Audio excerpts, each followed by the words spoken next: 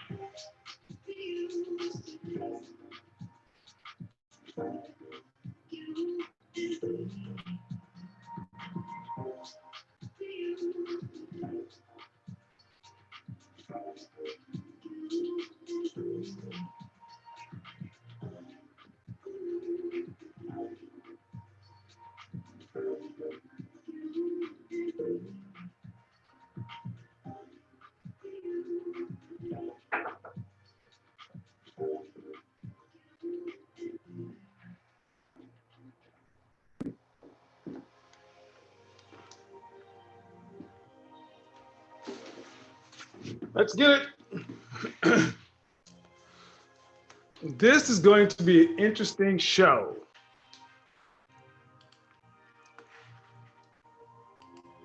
We used to be. Shout out to the CIA. One love, FBI. Let's go ahead and get everybody tuned in. Hope you guys can see the stream, see the show. Hope it's looking good on your side. Let's see. What's going on here? Because one thing I want to make real clear as we get into tonight's show, we're not going to have a bunch of insults going on. Moderators, I need you to pay special attention tonight to the chat room because this is going to be a sensitive subject. And we're not going to have it getting out of hand and out of control, okay? We're not going to have it getting out of hand, out of control. That's just not what we're going to do. So here's what we're going to start off with. First off, we're going to start off with everybody saying hello to one another. Introduce yourself to people in the chat room. Let everybody know in the chat room your age and the city you're hailing from. And if you're a man or a woman. So in the chat room, let's get to know one another. Let's see who we're talking to. So do us all a favor and then just shout out and say, hey, this is my age and this is the city I'm hailing from, and I'm a woman, I'm a man, you know, anything you want to put in there. Because tonight, we're going to try to broach a subject that I think needs talking about. Many people have asked to dig into this, and we only get anywhere. We don't get anywhere by ourselves, okay? And if you didn't see last night's show or the last two night shows, you've missed some pretty good stuff. You know, you've missed some pretty good stuff.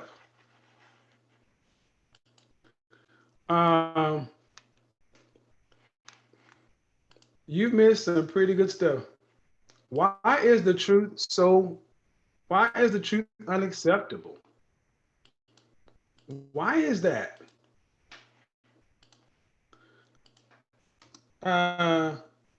Older women and single women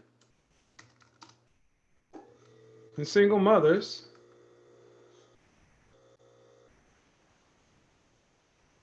older women and single mothers. See, what we're not going to do tonight is we're not going to sit around and just throw a bunch of insults at people. We don't get anywhere that way. We don't get anywhere that way, and that's not the spirit here. Because I really want to have this discussion with people, let the folks talk. Okay, you're a 19-year-old woman in San Francisco.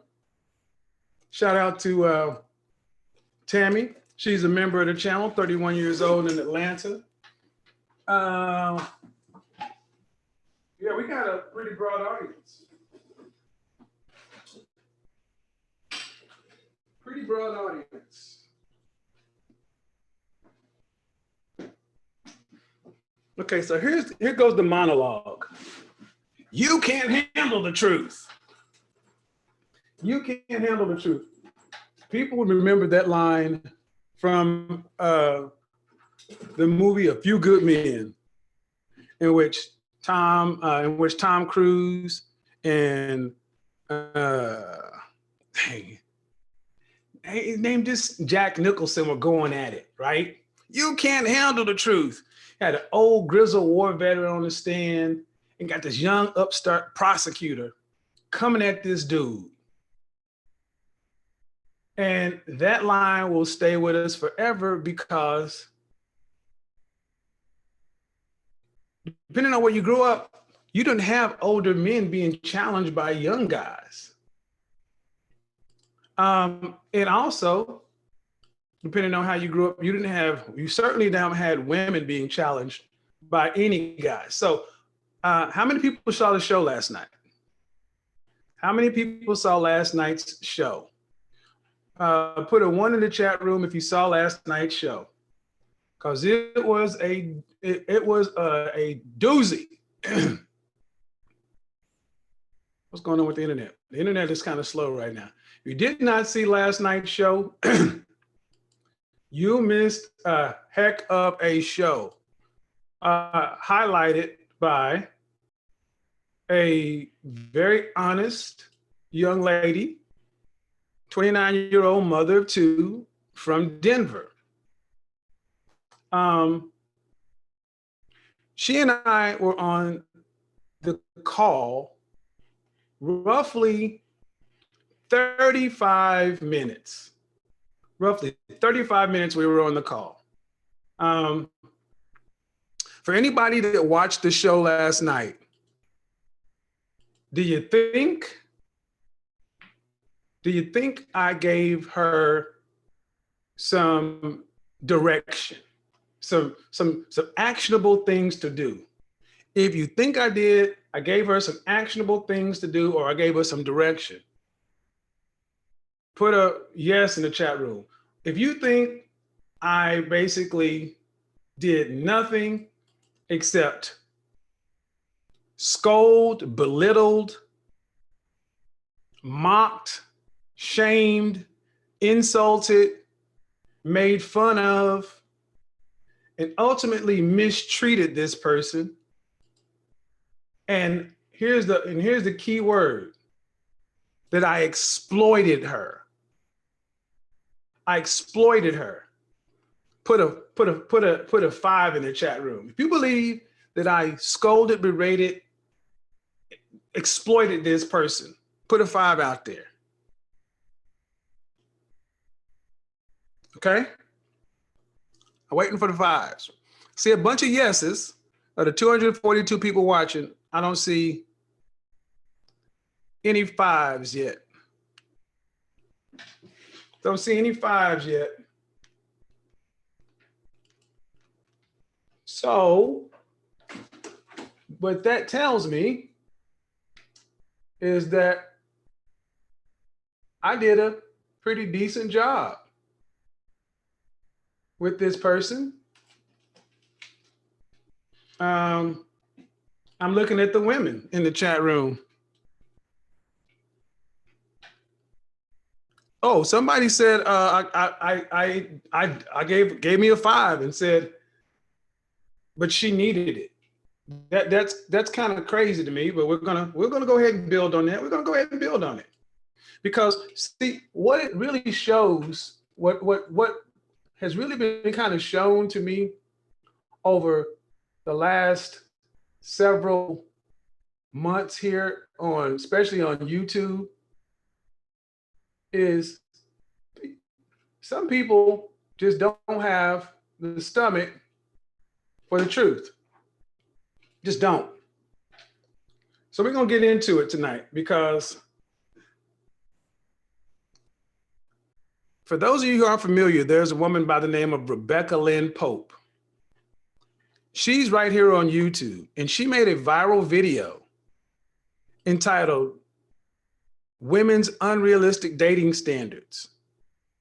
Rebecca Lynn Pope was a very well-known matchmaker, and her video basically was entitled Why I No Longer Work with Women. And in that video, Rebecca Lynn Pope runs down the fact that she's a beautiful, it has almost 1 million views, 960,000 views this video has. Why women have totally unrealistic standards for men, dating, and marriage. This is a Black woman. This is a Black woman here in Atlanta. And this woman proceeded to run down why she stopped being a matchmaker for women, Black women. And what she said is she was used to dating professional men, pilots, athletes, entertainers, the creme de la creme of men. She didn't ever have to date some dusty, rusty, busted dude. But she ended up marrying her husband, Kerry Pope, who's a pastor. And what she realized is that she could go back and find a pilot, a politician, this, that, and then her clients were still finding ways to reject them, to the point to where she said, you know what? when I came to Jesus is like when I realized that these women wouldn't even accept my husband. And they ain't as cute as me and as accomplished as me. That's what she said. So if you have not seen that video, I suggest you go check it. Go check that video. Go check out that video. I made a video in response to her, basically talking about responses from the 3% men. That means men over 6 feet tall, earning over six figures. Only 3% of men are in that category. Now, it all comes down to we juxtapose it with what happened last night. And I got to tell you, last night was a show like a lot of other shows where, I had a guy call in. He was real passionate, but he didn't want to listen. I had a bunch of other, if you haven't listened to the shows, you've heard me pretty much talk to men and women. You've heard women talk to women. But last night was a little different. And I'll tell you why it was different. You guys remember that after that show was over last night, I had to actually cut it off because she kept saying, well, let me ask you. Well, let me ask you. Or what do I need to do? She kept asking for more information. Remember? Did you guys see that? That I had to basically cut her off. I had to be like, okay, ma'am, I've answered your questions as much as possible. So we went for 30 minutes. Now, if she had booked a 30-minute session with me, she'd have spent at least $499, right? Oh, no lies, man. First off, don't come in here talk about I'm lying. Because there's the beautiful thing about the public record and tape. She's in the chat room. You can address me and you can come back on the show because I'm going to read your response as a jump off point to why so many women are unrealistic, why the truth is unacceptable. I had women on the show the previous day, and the women talked to the women. Okay? But this is a pinned comment in my comment section. I think last night's let me just go ahead and put it up on the screen for everybody, just so we can have the record clear. Because I need you guys to understand, ladies, I need you to understand why this is so important to men. When you make accusations about somebody as a man, as a woman, that means something. And this woman basically came on and said, I think the conversation was great. But I also know that most women who are single parents see the error in their ways. At that point, berating, choice of word, seems pointless. There should be more focus on what to do moving forward. First of all, no one berated you. You weren't berated. Now, there was some humor injected, there was some sarcasm, but you weren't berated. I don't take this stuff personally, but you got to also remember, due respect, ma'am, you didn't pay for a consultation. You called into a show and asked someone's advice. You telling me what the focus should be on? It's pretty daggum arrogant, telling me what I should focus on. You haven't focused on let me back up. You should be more worried about, but this is unfortunately what happens. When people today hear the truth, we have a choice to either accept it or reject it. And far too often, especially for women, the more a woman has, the more difficult she is. From Rebecca Lynn Pope, the more education, the more unrealistic. The more money she makes, the more unrealistic. The more age, the more unrealistic. The more weight, the more unrealistic. So we're going to go through it. The next comment was, models are over 5'7". What does that have to do with the price of tea in China, or for a woman with 2 kids in Denver who wants to marry a guy so she can sit around and be a writer? See how we just pull this stuff out of the air? Models over 5'7". That ain't true. I enjoyed the call, but part of me feels that it was more exploitative than helpful. That's where I have a problem. You're gonna have to call in and you're gonna have to call in and explain how you were exploited. You see what happens, gentlemen? Ladies, understand something. Men are not paranoid in this Me Too environment. This woman said I berated her. And then she says that she feels like she was exploited. What was exploitive about you calling into a show, getting 30 minutes with somebody that you didn't pay for, and you had to be shooed off the call? Ladies, I need you guys to help me out here, because I'm gonna have the ladies come on the show and help the men understand how can men tell you the truth. Because the very next comment was from Miss V. I agree. I think women should know what men think about them when they do certain things, but they should never come into a man's space to learn how to become a better woman. Let's put a period there. Just like we can't teach them to be better men, women should come here to listen over, chew the meat, and spit out the bones. And my response to and then of course her response was great view. See, and I asked Ms. V. So you can go back and look at all this stuff. That's why I kept them up here, because I am glad this happened. I said, so interesting, Ms. V. So you should listen to women to understand what single available men think. See, Ms. V said that women should listen to men, but go hear women to become better women. Here's the problem with that. Unless you're marrying or dealing with women, what you guys think really doesn't matter. Too often, women will tell each other what you want to hear.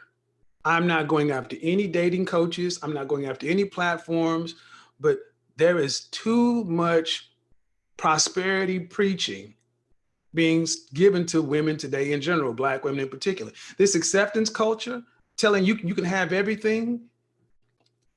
The results of your own life show you can't. That's why the women, and that was the question.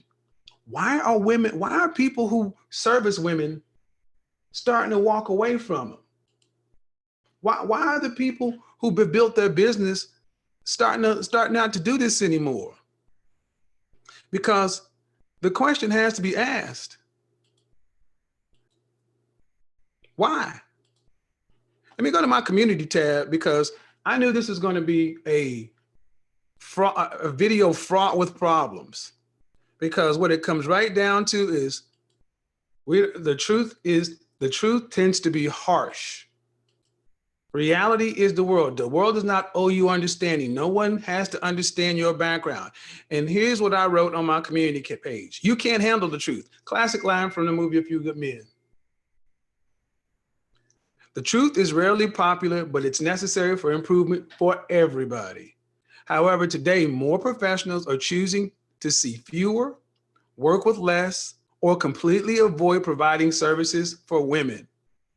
When asked the reason, it's usually women today have completely unrealistic standards or expectation when it comes to blank. With this acceptance culture, coupled with women being told today that they can have it all and do it all, more and more women are frustrated, unhappy than ever before. It's not uncommon to hear women say, I'm ready to level up, get married, change. But when real world questions are asked, the issues start: deflection, denial, anger, kill the messenger. And these are just some of the things that occur when confronted with the reality of the situation. Why is the truth so hard for some women, older women and single mothers in particular, so hard to accept? And yes, this can be a problem for some men. However, that's nowhere near as widespread as with women. Some guys have this issue, but it's more with women. And understand something. This thing has far-ranging applications, because I'll tell you right now, I typically don't work with women for this very reason. You can service a woman like this. You can actually sit down, work with her, and because she doesn't like the truth, she'll go online and start trying to berate your reputation and want her money back. Look,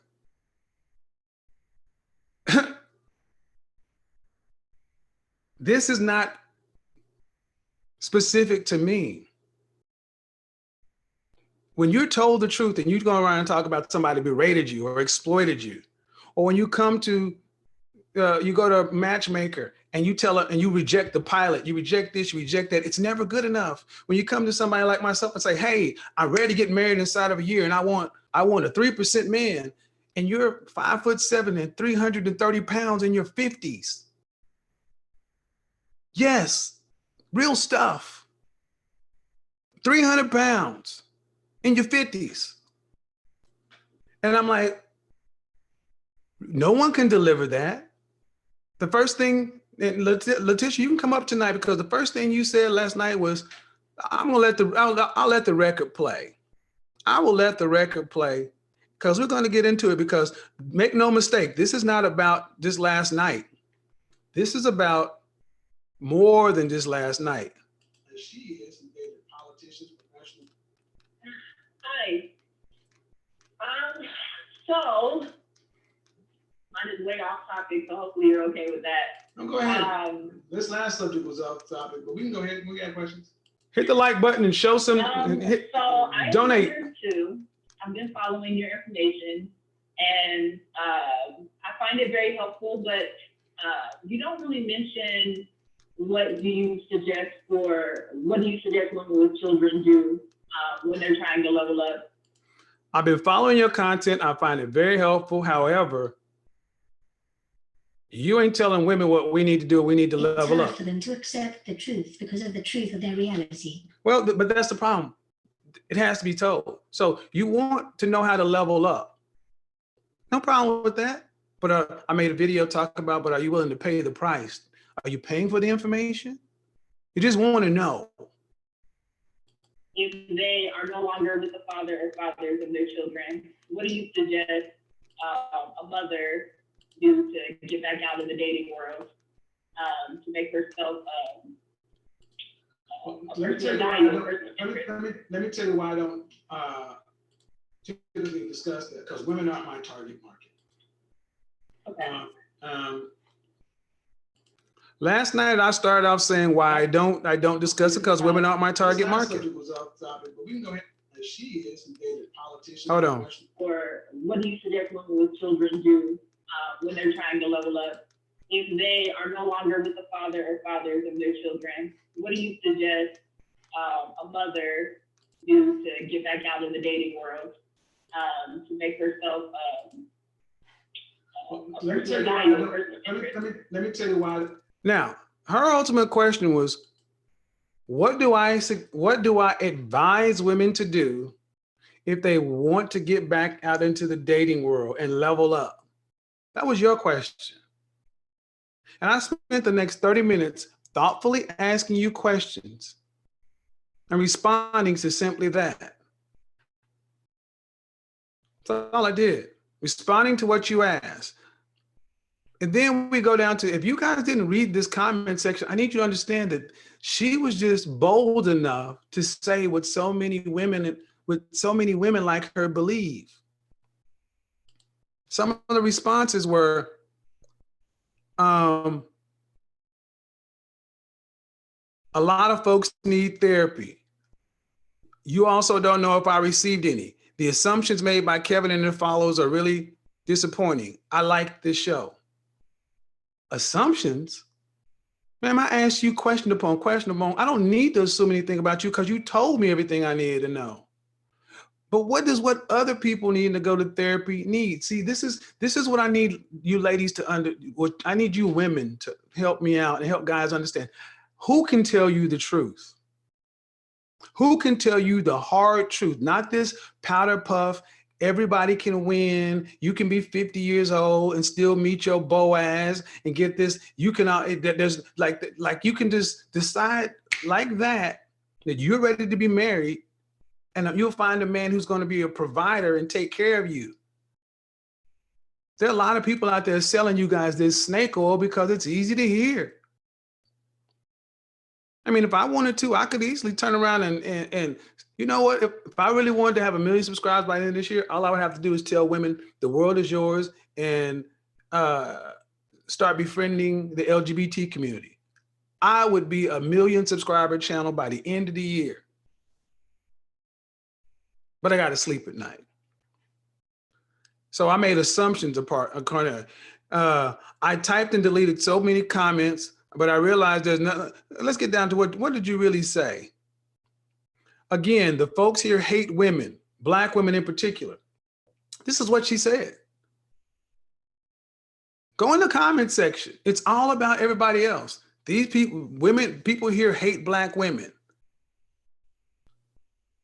These folks on here have apparently never done anything wrong in life.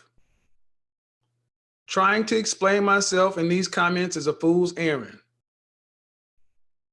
Okay. Then you have women coming in. There are no assumptions, ma'am. He just faced you with your situation. So I need you to come through, lady, and understand. I need you to explain how you were berated, exploited, how I made assumptions about you, how I gave you no real direction when I gave you at least three different options. I said counseling 11 million times. I'm going to need you to come up here and tell everybody what's so wrong about what I said and what's so wrong about when men try to talk to you. Again, I don't know you. I don't have any dog in your fight. But if that can happen to a guy who's running the platform, what do you think happens out in the real world? Again, if I can actually be dealing right now with someone who followed me, was all over my platforms, wanted all my advice, was in this, that, and then we actually sat down and talked about their situation that you really wanted to discuss. And we just get to the truth of it. The unpretty truth that the world looks at. There's not a lot of market for 300-pound, 50-year-old women. There's not a lot of market for, women with multiple children by multiple men. There's just not. But instead of just accepting and saying, you know what, maybe I do need to go do some work on myself, get therapy. No, you rather turn around and say, I'm disappointed in you. This should have happened. No, notice how she made this about me. Like I'm wrong. I didn't do this to you. So this is why so many people, in my opinion, are stopping dealing with women in general, Black women in particular. Because you just don't want to. The triggering is real on this one. Mr. Samuels, I salute you. Good luck, Godspeed. Because the truth is, so many of you will say, well, it's the words you use. What words should be used? Because I didn't curse you out. I didn't call you a hair-hatted hooligan. I didn't run you down in any kind of way.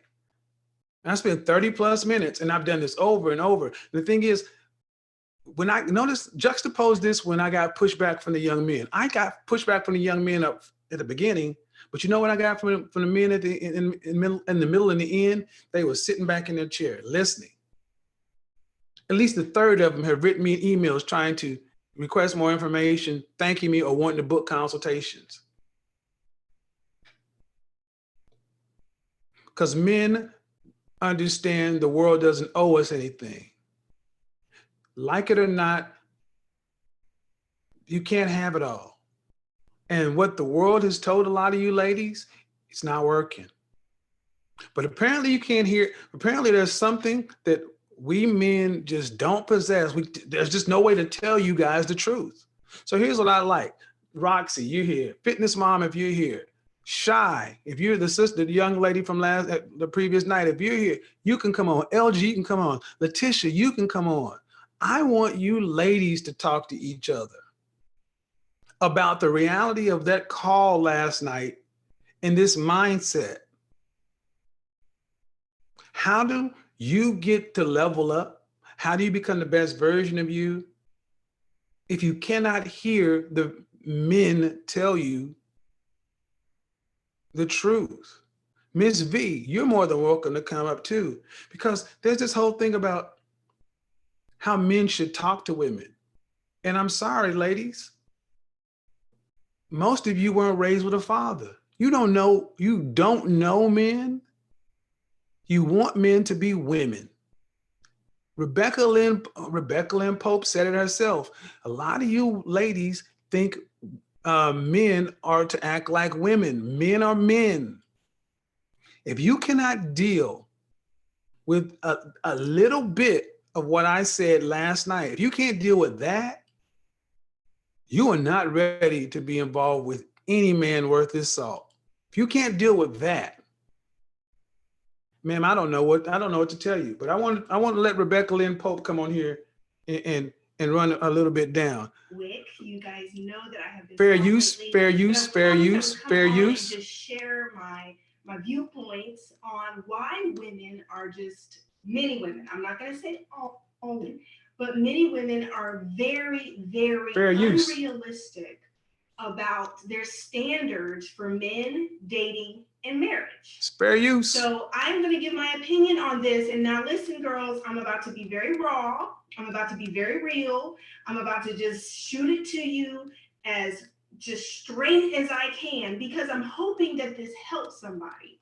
Because as you girls know, I'm a matchmaker. And for a large part of the end of last year and the beginning of this year, I stopped matchmaking. And the reason I stopped matchmaking is because I literally was I can't handle female clients. I was a matchmaker that matched females.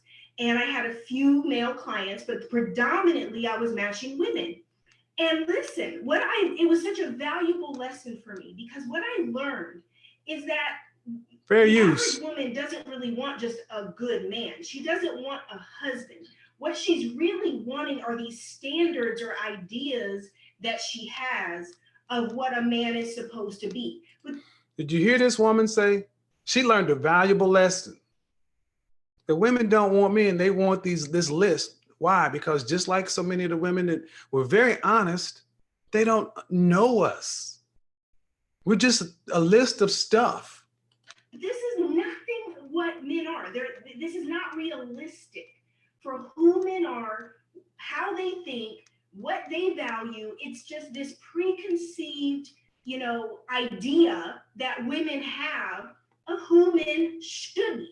But this is not reality, okay? So literally, the standards here that I see consistently in women that stay single, do not get married, and the difference between women and wives is understanding, one, that men are not women.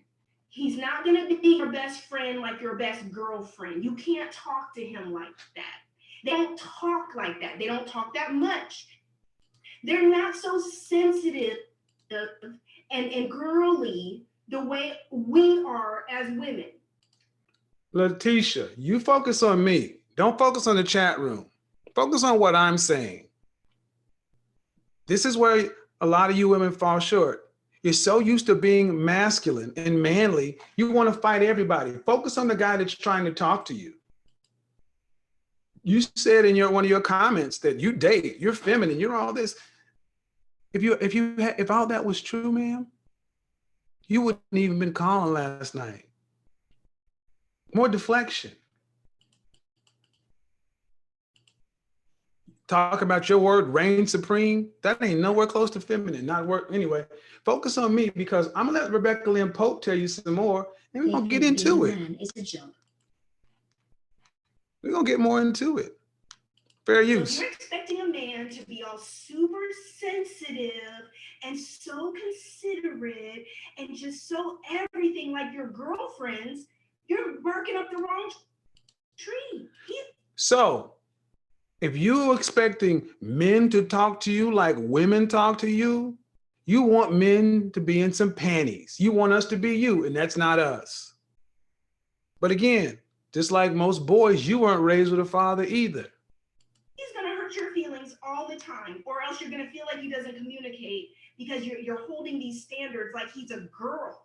I'm sorry. Leave that to your gay guy friends, or leave that to your guys. Let's talk, ladies. Guys that talk kind of like girls. Ladies, your man let's go. that you're going to marry is not going to be like that, right? The second standard is this. You're comparing good men to fuck boys. F-boys. I'm just going to say it. You're comparing good men to the men that you've experienced previously who were not ready to be husbands, that you were just dating, messing around with. I mean, literally, there's a distinct difference between marriage material, men who are ready husbands, and these F-boys that you're messing around with in out of these situationships with for years. And so now you have this standard for a man and a husband based on these dudes that have just been playboys, fun, boy toys, whatever you want to call it, girls, okay? You don't have the problem she's talking about. No. See, you go ahead and get a link, because everything you mentioned, we don't have to worry about the problems she's talking about. There are 576 people in here and plenty of people last night. You're fighting everyone. You have your own issues, and they're always going to be specific to you. But the problem is there's a common theme here. Far too many women, far too many older women, single mothers, have unrealistic dating standards. That's what becomes extreme. She said women's unrealistic dating standards, but there is a definite uptick when you think you can be 29 out here with 2 kids and find a $200,000 a year dude that's going to let you sit around and be a writer. Or when you can be 55 or 50 in your mid 50s and been 300 pounds your entire life and think you can find a man who's going to be ripped and attractive and take care. Look,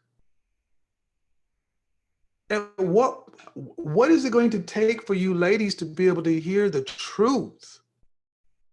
It doesn't matter if it's being yelled at you or cursed at you. It doesn't matter if it's in written form. It seems it doesn't matter even if it's someone speaking to you calmly and professionally. It doesn't even matter if women are saying. It just seems that you don't want to hear it. Where it comes across is you want the world to just say, it doesn't matter. You just want your own way. And the thing is, the world ain't going to argue with you. You're going to get your result. And yeah, you can date all you want to. I have not met a woman yet that I work with who did not have access to a penis. I have known women in my life who were wheelchair bound, who were sexually active. If that is going to be the height of where you rank your sexual marketplace value or whatever, come on. Again, when are you ladies going to grow up and just say, here's what it is. As unpopular and it's not pretty, but what? Because I'm not going to let guys. Now, here's the thing. And I want to first off congratulate Letitia. She was honest. She was honest about what she thinks, and she's being honest now.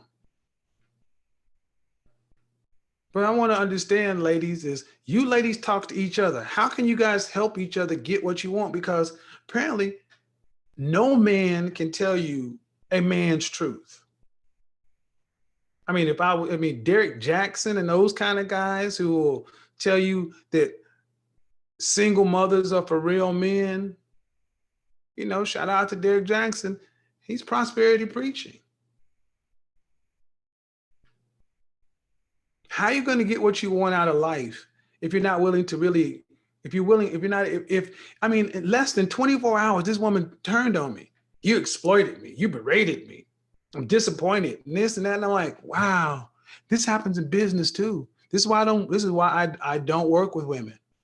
There are too many women out there that when you actually sit down, you want to look like Beyonce. You want to wear Dolce & Gabbana. You want to wear, you want to look like this person. They don't make designer clothes in size 28. You can't make a 270-pound body look like a 130-pound body. There ain't enough Spanx, enough waist trainers to do that. Men like women to look as natural as possible. Weave, hair extensions, too much makeup, all that stuff. look like men associate that with girl toys. Derek Jackson getting that paper though. Yeah, he will. You know what? And the thing is, I could switch up just like that because believe me, I have the sales skills, the charisma, and the ability to sit around. And I'll tell you right now, all I have to do is start saying, "Black women, you're queens, and you guys out there are some suckers." Single mothers are for, I could write it up. Single mothers are for real men. I could write it up real good, and then start having trans people, LGBT friendly folks, just be cool with alternative lifestyle, because there's a lot of homosexuals in my line of work. There's a lot in fashion and style and fragrance. You think that there aren't a ton of gay guys over here? So to be a heterosexual Black man in my industry, I'm already an anomaly. So oftentimes I'll have women come and ask me, you know what? Usually when I'm dealing with the man who's creative or this or that, they're gay. Nothing wrong with that. That's what you are. I want to know what you think. And here's the truth. If what somebody is telling you from a professional standpoint makes you cry, their intent is not to make you cry, but I'm gonna just be honest, far too often, women will cry. And I'm like, the scale says what it says. You know this. You see you getting out of the shower. You know this. But I honestly believe that it's the boom, the hardcore, somebody telling them for the first time unequivocally that you've got a lot of things going on. And I think a lot of them is for the first time someone's told them, no, you can't have it all. Yes, you're going to have to do a lot of work just to get a shot. Yes, you're going to have to delay gratification. Just like the young girl the other day who was like, well, why wouldn't you want a D boy? He's got money and you want it all. I mean, it's like, okay.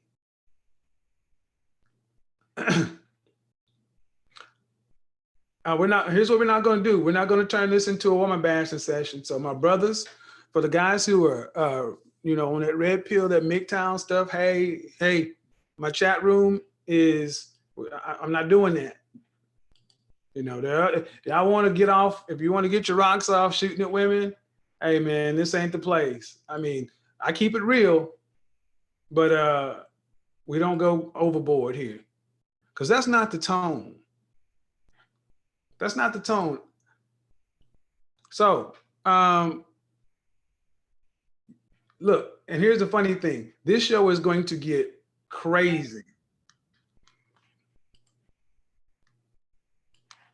Okay, I see people in the waiting room. All right, I'm gonna let Robert and Letitia in. And I'm gonna let you guys holler at each other real quick. Hey, Robert, that's my partner from Memphis. Robert is a good dude, salt of the earth kind of brother. Speaks to a lot of women consistently. He has a Facebook page where women come to him to hear what he thinks. He and I agree on a few things. I'm far more blunt on a lot of topics, but people trust his view. Robert, I'm gonna unmic you. I'm gonna unmute you. And Letitia, here's what I need for everybody that gets on the platform. Don't pay attention. Don't pay attention to the chat room. Pay attention to here. I'm gonna take this. Women sound off, because here's what I want to know, ladies. Why is it so hard for a man to tell you the truth? Letitia. Yes. I think, how am I pronouncing your name? Letitia is correct. Letitia. What men in your life do you have that can tell you the truth? I think that my issue is not about the truth. That's kind of what the frustration is I didn't have a problem with what you were saying. What you're saying is very valid. And before we go into your question, can you just answer mine? We can have a dialogue. You can say, you're gonna be able to say whatever you want, but can you just answer my question? because that's rude, ma'am. You just basically said, I'm not fuck. okay. Basically, you just said, fuck what you talk about. And that's not cool. Go ahead. It's not a gender thing. I don't feel like anybody tells me the truth. Most people tell me what I want to hear. I asked you, what men in your life do you have that can tell you the truth? None. There you go. You have no men in your life that can tell you the truth. That's not an insult. It's not scolding. It's not berating. So if you don't have any men in your life that can tell you the truth, how can you get the truth from men about you?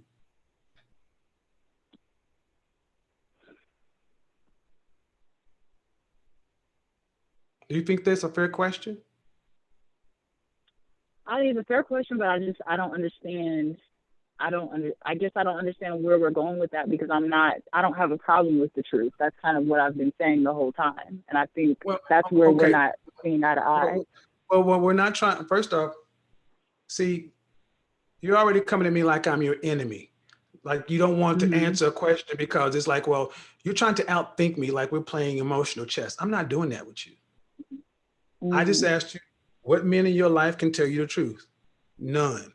Okay. Where do you get the truth about you from men if you have no men that can tell you the truth? And the answer is you don't. You don't get the truth from men about you because no one can tell you the truth. So if you only can get the truth from what you think and from women, but you have to deal with men, there's a disconnect there. That's just simple logic. And your situation is far too common. Men don't tell women the truth because, well, for various reasons. But go ahead, because you keep saying you don't have a problem with the truth. Okay. What did you want to say? I just wanted to clarify some things, because I feel like, based off the comments, and I know everyone's saying don't pay attention to the comment section, but also based off what you're saying, I think there's a misunderstanding of like where I stood with what you were saying. I didn't have a problem with any of the things that you said in terms of me taking responsibility for what happened. Everyone's saying she's not taking accountability, and I'm really confused about that, because I totally feel like I did when I was talking about, no, I wasn't critical thinking. No, I didn't have foresight. I totally took responsibility for the fact that I made some bad decisions. These weren't one-night stands. These were people that I was in love with, but I didn't have the foresight to see that it possibly wasn't going to last. I was young and I made dumb decisions. I think my whole problem was the exploiting thing came in when I was saying it just felt like we kept harping on that. And I get it. It's your show. You are going to do whatever you want. But it's just like, if we keep going on that and I'm saying I already understand that, then it's kind of like, well, it felt like I was just there to be an example for other people, because if that part doesn't do anything for me, if I'm saying I'm already understanding that, no, I don't have the right to the 3% of men. No, I'm not saying that every standard has to be exactly what I want, which goes back to when you were talking about the lady that doesn't work with women anymore. That's not my problem. I'm not saying a man has to be 6 foot tall and he has to make this money. Oh, I don't know what just happened. She dropped off. But I want to say something regarding what she said. Oh, here she goes. Go ahead. You dropped off. Go ahead.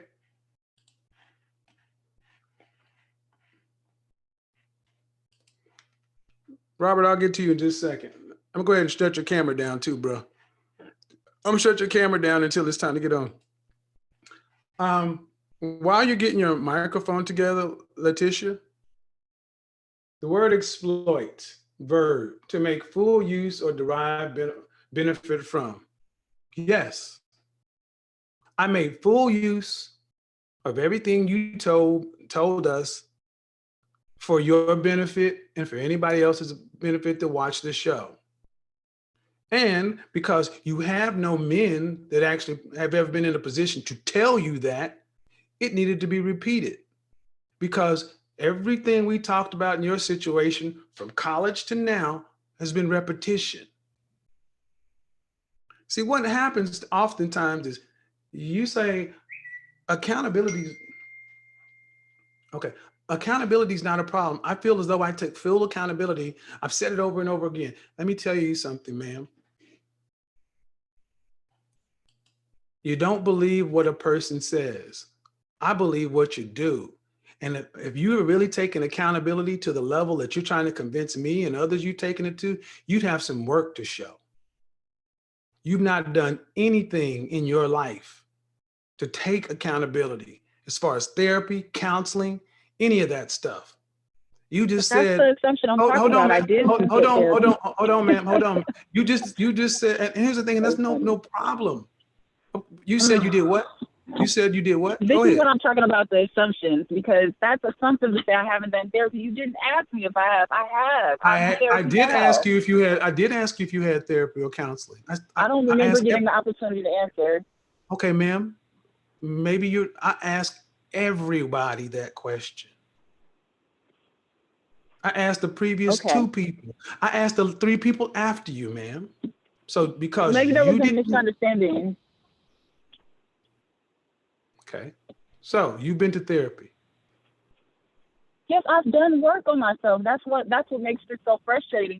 Is I have done work. I've done the things that you're talking about to become a better woman. I've taken accountability. My actions have shown that. I read. I've received help. I'm talking to people. I'm doing the things that I need to do to make the changes. I'm not at stage 1. I'm okay with being told the truth. I'm just saying it doesn't apply. Okay, ma'am, hold on, ma'am. Understand something. You've had therapy. Great. I'm not discounting that. But you're not at stage 1. What stage would you think you're at? In your own words. Honestly, because go ahead. Because what it sounds to me like is you're saying it's not as bad as I was making it seem, or the way you framing it. So I don't where do you think you're at as far as are you still in therapy? Counseling? Yes, I am. I just recently started up therapy again. I've done it in the past, and the therapists before weren't a good fit, so I didn't go for a long time, for years. Okay, so let me ask. So, ma'am, let me ask. Okay, how long did you go to therapy the first time?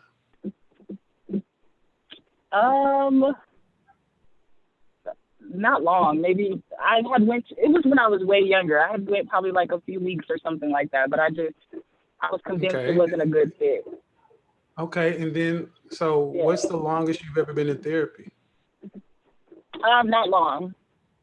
Okay, ma'am. So here's what I need you to understand is you just said it's not as though I haven't been in therapy. But then when I ask you, hold on, ma'am. Talking me is not going to change the. But when I just dig a little bit deeper on what you said, your own words undercut. You have not been in it that long. You went for a couple of weeks. Okay, so let me tell you this. Regardless as to what you've done, are you getting the different outcomes? Forget the work. Forget. Okay, you're getting the different outcomes. As someone who's been in therapy and who actually is a counselor, I used to counsel alcoholics and addicts.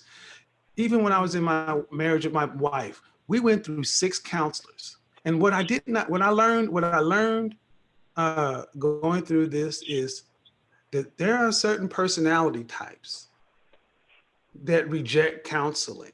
It will always be like my ex-wife. By the 3rd time we went to any session, by the first time it's a get to know you. The second time they're really kind of figuring out where it goes. But by the 3rd time, a qualified counselor really starts to hone in on what the issue is. By the 3rd session, she was always wanting to quit. That she has me painted as an angry Black woman. She's a racist. That's a man. That's a white man. To where our final counselor was a Black woman who was a single mother, who was married, who had a stepson. It was almost mirrored our situation, a Black man, a Black woman, and a Black woman in finance. And they all said, your husband is doing above and beyond, man. She did not want to move any further. She was a narcissistic, borderline personality. So what I'm saying, ma'am, is you want me to hear that you've gone to therapy. I can hear it, but what I'm hearing is it hasn't been a length enough time or consistent to really make any difference, but you're saying that I've done other things. And of those things that you've done, have they been self-directed? Because you said you read.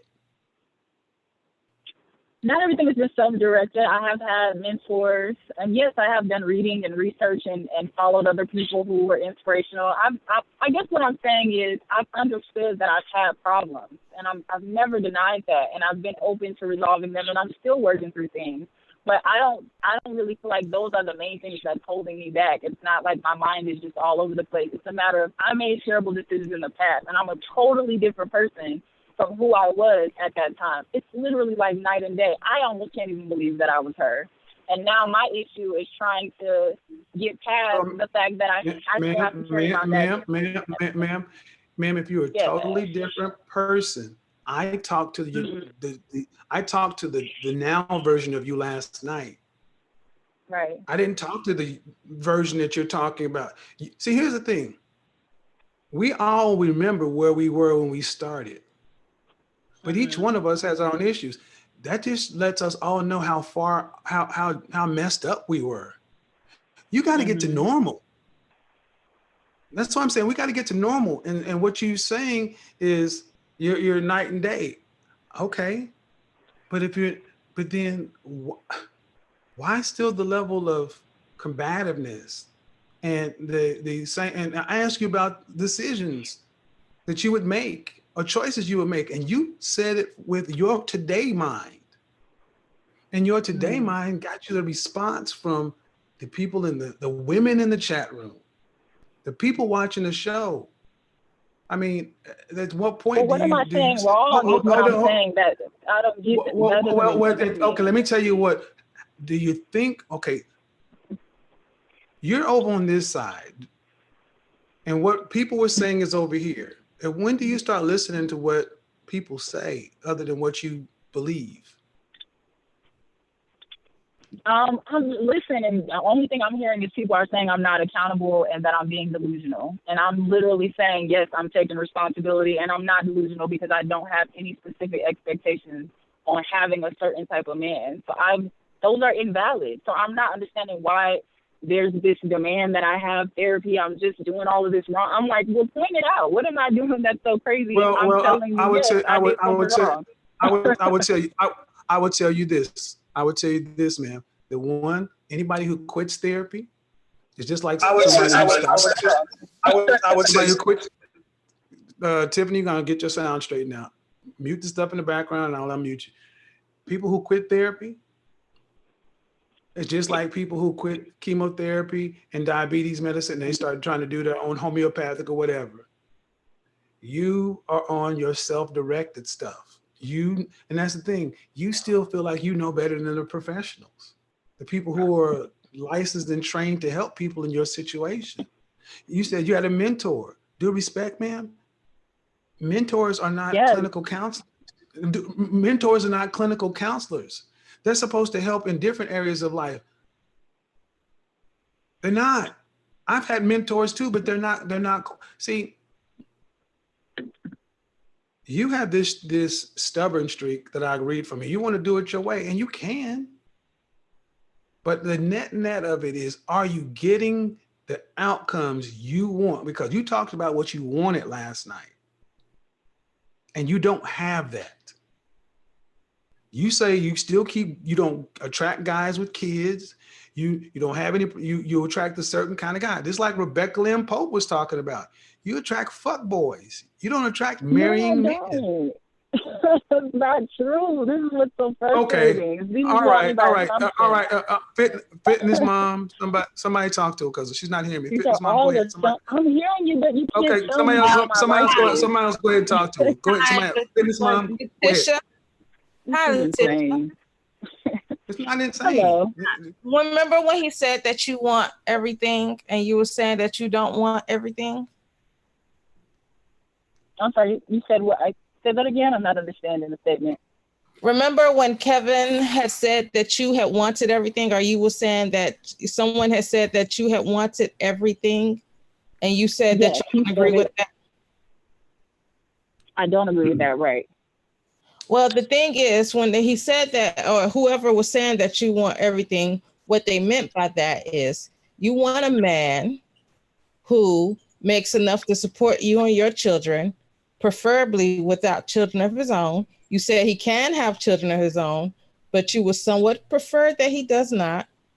No, I And- did not say that, and that's what I'm talking about. This is what's frustrating because I did not say that. I said I would Okay, prefer to have a man with children. move past that point. Okay, she Oh my misunderstood it. God. She moved Okay, past that so point. he can have children, but you want a man, whether he has children or not, that is fine. And you want this man to make enough money so that he can, at some point in the future, not saying right now, but near future, be able to afford the lifestyle of having you as a stay-at-home mom for the kids that you have, any kids that he may have, and any future kids that y'all have together, right? Yes. But there's also other compromises that come along with that. If I'm dating a man who has children, then we're both starting off on the same page. Also, if I'm willing to compromise on other areas as far as attractiveness and height and all these other questions he was asking me, what I'm willing to compromise on, race even. If I'm making all of these compromises on what my standards would normally be if I didn't have kids, then to me, I don't understand how that's wanting everything when I'm saying, yes, there's these things that I would want in a perfect world, but I know I probably can't have that, and I'm willing to accept that to be married. Let me answer that question. Hold on. Fitness mom, let me answer the question. Did you hear Rebecca Lynn Pope, the excerpt that I had on the channel? Were you paying attention to her? I caught some of it, but then I got on the line, so some of it cut out. So Rebecca Lynn Pope ran down, women have this list that they want. And everything you just said was what Rebecca Lynn Pope ran down. You have a list. And what you're saying to us is, though, I have a list, and you call it standards, but it's a list. And I'm willing to compromise on things off my list, like he does not have to be as attractive as I would want. He does not have to be as tall as I would want. He does not have to be even the race that I would want. But to you, you're compromising.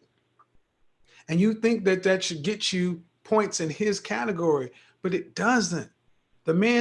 You're just taking stuff off your list that doesn't matter. You've not said anything about the character of the man. That's it. You've not said one thing about the character of the man in 2 days. We didn't get that far. Well, I did, but here's the thing, man. But hold on, let me stop you right there. Let me stop you right there, because you got a woman who's on here who's older than you, and you're frustrated with her. And a man that's older, you're frustrated with everybody who's trying to help you. At some point, you need to sit. Anyway, you can't be. You didn't get that far.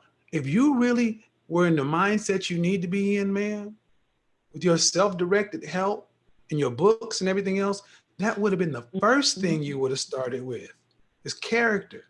We wouldn't have had to go through 2 days. It would have been the first thing if you really were a renewed mind. Did I miss that, anybody? Like this is unfair. This is so unfair. Okay, what's unfair about it? What's unfair about it? What's unfair? You believe I'm a certain type of person, and it's not true. That's not who I am. I definitely care about a man's character. I'm not just out to get one specific thing. I definitely am not an unreasonable person when it comes to a relationship and what I'm willing to have. Like, it's just so not true. None of it is true. And it's blowing my mind that you guys are harping on it. It's so insane to me. Can I say something real quick? Hold on, Fitness Mom, then Robert, because what I'm hearing is I'm mischaracterizing you. But let me tell you something, man. 100%. I can't mischaracterize the things you say. You say what you say. I can't mischaracterize the words that come out of your mouth. I could do that if I was telling people what I thought you said. So I reject the fact that you feel that it's an unfair mischaracterization, because people are just going off what you say. Robert, so I don't care about please. character because you said it, so that means I don't care. All right. You said it. I didn't say it. Okay. Because someone could tell me how I feel about what I want in a partner. That's what's blowing my mind. How can you tell me what I want in a man? I'm telling you that's not what I'm saying. What are you saying? Now I'm saying, yeah. What are you saying? I would like okay. I would definitely like a man who has strong character. I'm not saying I just want anything as far as how his personality is. I do have values and things that I want. We just didn't talk about that. I thought we were on one part of the subject. It doesn't mean that I don't care about other things. I was just staying on topic, and I don't think I should be judged for that. All I'm saying is this. The normal standards that most women are wanting in a man, that's not where I'm at. And that only reason I was talking about height and all of that is because I know those are popular things that people say, particularly women. They're usually saying all these specific things that they want in a man, height, how he has to look, and how much he has to make, and blah, blah, blah. And I'm saying that those common things are not what I'm searching for. That's all I was saying. And I just don't understand how anyone is getting anything else out of that except for what I'm saying. The Well, reason let me- why they Go the ahead, reason Robert. why they getting that out of what you're saying, you think that you're not saying it, but you are. Indirectly, that is what you're saying. The reality is when we talk about character, you said those popular things. Really, that's what you are. You're just repeating what other women are saying. That's really to stay in that group. If height didn't matter to you, if race didn't matter to you, all these things didn't matter to you, it wouldn't come out your mouth. You wouldn't even mention it. You wouldn't even talk. The first thing out of your mouth would be character. It wasn't the first thing out of my mouth because these were questions he asked me that I answered. Those what I was answering his questions, and then I brought it back up today. That's not the first thing I would think of if someone asked me what I want in a man. How can you tell me who I am? You know what I'm gonna do for you? You know what, ma'am? Hold on, ma'am. Here's what I'm gonna do for you. Here's what I'm gonna do for you. I'm going to let you reframe the conversation and tell everybody who you are and what you want, because what you're basically trying to say is you've characterized me this way and you asked me leading questions. Basically, this is all my voodoo. I made this tar baby for you, and it's just a trap that the victim of you fell into, and it's not fair, and you made me look bad. So guess what? Slate clean. Slate clean. Slate clean. No one's going to interrupt you. You can tell everybody what you are and what you're looking for and set the record straight. I'll do that. Go ahead. Take as much time as you need to set the record straight. Well, I appreciate it. Is that not fair? I mean, is that fair? I would definitely like to be able to say, I definitely feel like there's been a lot of assumptions. This is what I'm saying. Let's start with the accountability piece. I have no issue there. I really honestly don't. I've worked through it. I understand that I have those issues. There's a reason why I haven't continued procreating since this was years ago. I've stopped for a reason because I understood the error in my ways. I was falling for the wrong people. I made the wrong decision. But I don't understand how many times I have to say that before it's like, okay, we got it. Now let's go to the next step. Yes, that's a problem. No, that's not okay. And because I understand that has happened, I understand my options are different. I do date, and I don't date dusty guys or however you said it. I totally do not. I do date good guys. So my main issue has been the fact that I do have children. And the reason why I brought up me wanting to date men who have children is for that specific reason. For some reason, I don't attract men who have children. I hear women complain about it all the time that they only attract men with kids. I wish I would have that problem. I wish I ran into that. I just don't. I run into the high value men that you talk about. And I understand that a lot of the times I'm not able to measure up because of the baggage and the different things that I'm having to work through. And so my main reason for calling was to say, okay, look, I've done this work. That's how I was coming to you. I've done this work. I've had a mentor. I've done the research. I've done journal entries daily. I've done, all the stuff that folks talk about doing when you're trying to heal yourself. You get all of that. I went to, little women's groups, and I've done all of this stuff, and I feel a lot better. I'm having healthy relationships. But now I want to know, what does a woman do who has done the work and has children? You can't change that. You can't step them back in. Now that I'm in this situation, what do I do to be able to move forward? How am I able to make my situation more appealing? Because if I wasn't the woman that I'm saying I am, I wouldn't be able to attract high value men and be able to date well. And it's not just sex. I know a lot of people are saying that. I'm not sleeping with every man that I'm dating. The men treat me well. They buy me things. They take me places and all of that. But then it comes to the crossroads of like, okay, now we're at the next step of, are you going to be a stepfather? What are we going to do? How is this going to work? And I felt like, okay, maybe if I dated a guy who had kids, this would no longer be an issue, but I'm just not running into that So now what do I do? And I felt like when I called in, I wasn't ever able to get to that point. It was just about, let's just talk about the fact that you had these kids to begin with. And it's like, I get that. But to me, yes, that is berating. When I'm saying, okay, I get that. Now let's move on. And by the way, berating is scolding. It doesn't mean that you were bashing me. I'm not saying that you were being disrespectful. I'm just saying that it was harped on, and I was not able to move past that. As far as character, no, I didn't bring up the character as the first topic. I didn't bring that up because you had asked me questions about specific things, and I'm simply following up on that conversation today. I didn't leave the conversation, so I'm just going with the flow of what was already discussed. The first question asked to me wasn't, what is the moral values that you want your man to have? That's not what I was asked. If I was asked that, this conversation would be a lot different. As far as what I want in a man, I do want a man who values family. I do want a man who's open-minded. I would like an intellectual because I consider myself one as well. I want someone who has goals, but I am limber. I'm not saying that he has to be one particular way or show up one kind of way. I'm open to even different political views, things that I used to be hardcore on. I'm 30 willing seconds. to move on those. 30 seconds. I'm sorry? Take about another 30 seconds. So that's pretty much it. All I'm saying is I was just ready to go to the next point, and I feel like everyone's talking to me like I'm just this hood rat who doesn't understand that what she did is wrong, and she doesn't know what to do with her life. She doesn't have direction, and I'm like, that's not who I am at all, and I don't have those problems. I don't have a problem attracting a man in any shape, form, or fashion, and I've never had. That's literally what my problem is I attract too many men. That's how I got these children. Every man I'm with wants to have children with me. Okay. So my issue Okay. So you took 2 minutes to set the record straight. I'm not going to retract any of that. I'm going to let this stay there. But I want to actually go back to something you said, because you focused on there's something you said that was key. You believe your main issue with not being able to, you believe that you would be able to, you want to have a family because you value family. We're not going to go into that. But you said that you're not able to attract men with children, right? All right.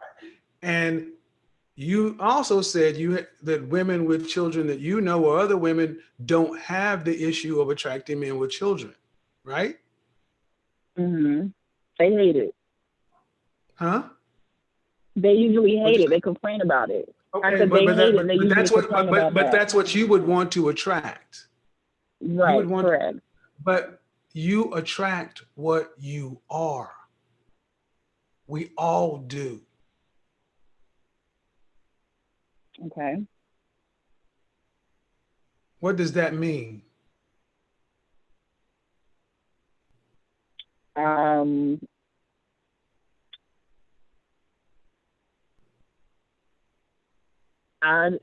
don't know. I guess this is supposed to be a bad thing. I feel like that's no. I'm asking you what that. I'm not going to put anything into it. We all attract what we are. What does that mean about what you are? You're not attracting family men. Well, I wouldn't say I'm not attracting family men. I'm attracting men who want to start a fresh family. They want to have a family. They just weren't expecting to come into this type of situation, and these conversations are being had. Okay. Between me and them, the kind of men you want, you don't attract. The kind of men you don't want are irrelevant. What does that mean?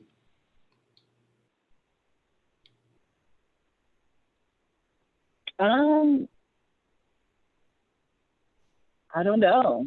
That was what I originally called for. That was the point. Well, ma'am, I'm gonna tell you, everything that I tried to talk to you and show you, the answers were all there, but you rejected them all. Let me give you a question I asked you from last night. When it comes right down to it, would it be your husband or your children? And you said your children. That is not a family. That's a single mother. I did not put those words in your mouth, ma'am. Palm raised fist. Your word reigns supreme. I did not put those words in your mouth. You believe that your main issue is that you have children. Children have never stopped women from getting married. That's not your problem.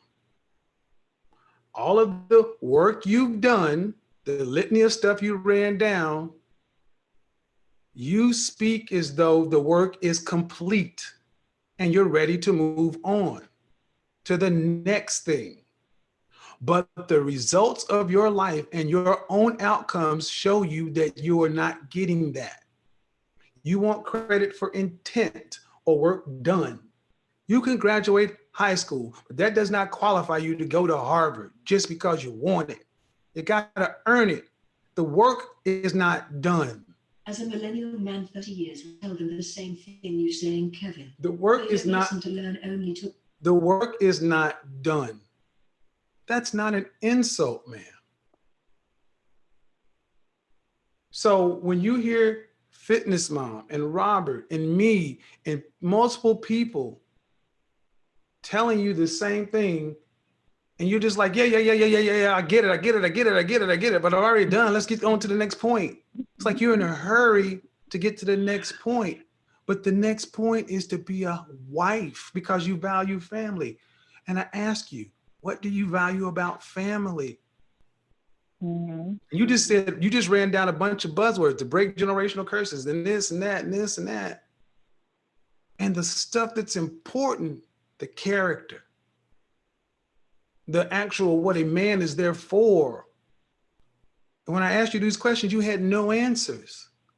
Well, if you have no answers, how do you expect to even attract it?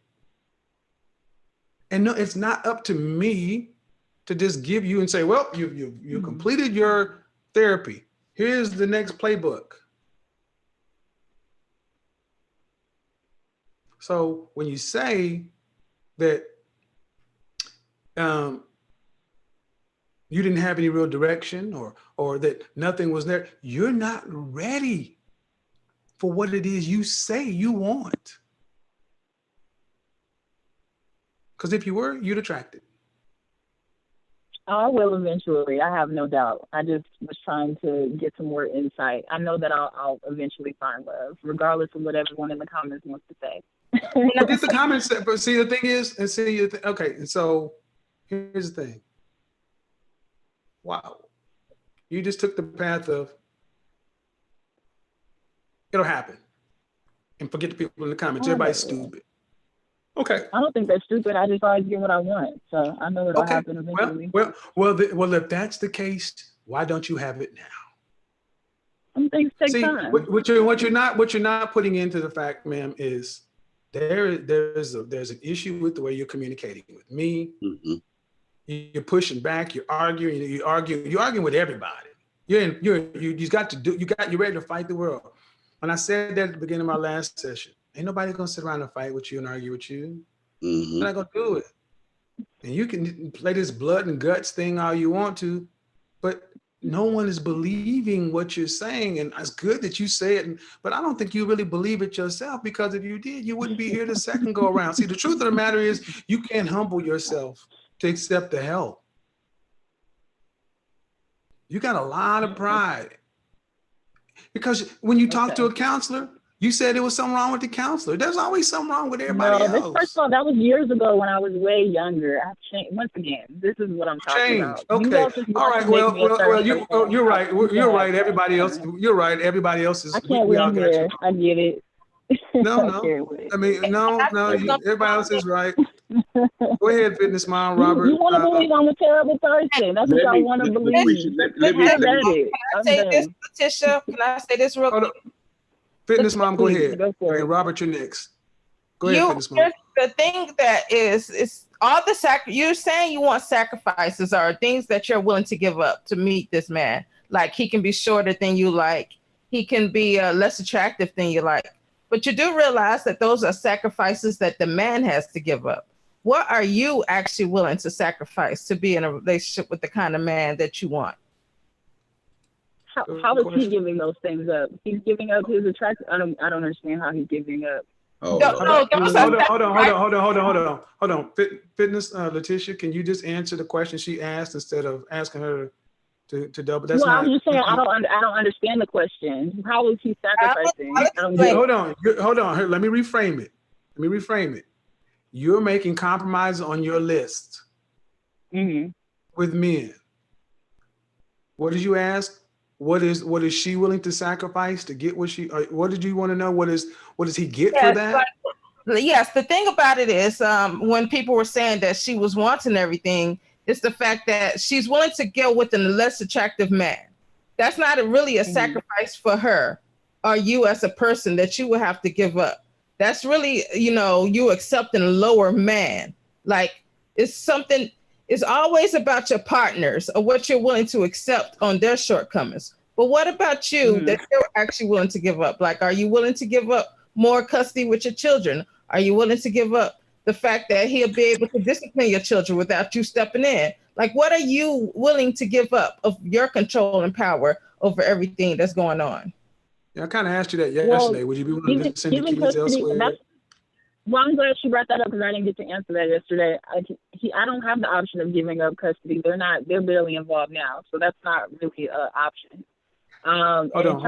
I want to be clear, ma'am. Hold on, ma'am. I want to be clear what I just heard. You said you don't have the option of giving up custody now. I just want to be clear. Right. Right. I don't. Not at this time. It possibly could change, maybe, because they fluctuate with their relationship. So, but at this time, no, not an option. So, let's move that to the side. I also asked you about discipline. Your boy is 7 years old. He's into the trouble years. Jason, Alistair, and Mr. Prime, I see you in the chat room. I asked you about the discipline. And there's pause. I told you I would be okay with him disciplining. You would be okay. Okay. At what point would you, okay. See, I think what you're getting is from people is that you're not really willing to give up anything, because whether it's the man that wanted, hold on, ma'am, the man that wanted to marry you several years ago who asked you to give up custody, why did you not just do it then? Was it still not an option to give up the children? Because that's not what you said last night. Well, my children were smaller then. Yeah, there's no way I would have made that sacrifice with my kids being that young, and I'm not. No one's going to make me feel bad about it. Okay. There you go. So that was the point she was ultimately making. Yeah, you don't give up small. That was the point she was up. That was 5 years ago. So a kid was 2, and a kid was 5. And you're not talking about giving them up to. Hold on, ma'am. No heat, no judgment. No, just let me finish. We're not talking about giving them up to wolves or the state or foster care. We're talking to their fathers. See, what it comes across as though, ma'am, it's all about you. A man should come provide for you. You want the family, you want this, and you're not really willing to sacrifice anything but a few superficial things like height and looks and something like that. But the big stuff, I could sacrifice other things as well. You just haven't asked me. Huh? You I'm willing to sacrifice other things besides height and looks. That's what I'm saying. You guys are trying to make me sound superficial. Nobody's making you. No. That's what we're not. That's what we're not going to do. No one's making you sound anyway. You've had plenty of time to talk and say who you are and what it is. People are just responding. Okay. What are you willing to sacrifice then, since you are willing to sacrifice a lot of things? I'm willing to sacrifice a lot of things. I can't think of all of them off the top of my head. It depends on what he wants. We can talk about it. I'm saying that I'm open. I don't understand why it's that hard to comprehend. My God. Well, here's why it's hard. Here's why it's hard to comprehend. Here's why it's hard to comprehend. Oh, because saying you're open is vague. It's just vague. Thank you. And when you're out here on the dating market, when men have options, you have options, you got to already know the kind of man you're talking about you want. You better make it real clear what he's getting. He's not going to he doesn't have to sit around and be vague with you. this is why you need to know the answers to these questions, because you're trying to sell yourself out there to the men you're interested in. Women control access to sexual access. Men control access to relationships. You don't have the kind of leverage you think you have, and it's shown. So you need to answer these questions so you'll know what kind of man to even position yourself in front of. And it needs to be clear to that man so he doesn't have to do all this daggum hard work to dig and find. I think, I'm gonna be honest, I think probably what the haughtiness that maybe you guys are sensing from me is the fact that I honestly, and I know y'all gonna eat me up for this, but I'm gonna just keep it real. One of my only flaws is the fact that I have children. I feel like I'm a great partner. I feel like I'm a quality woman. I'm a great catch in all other areas.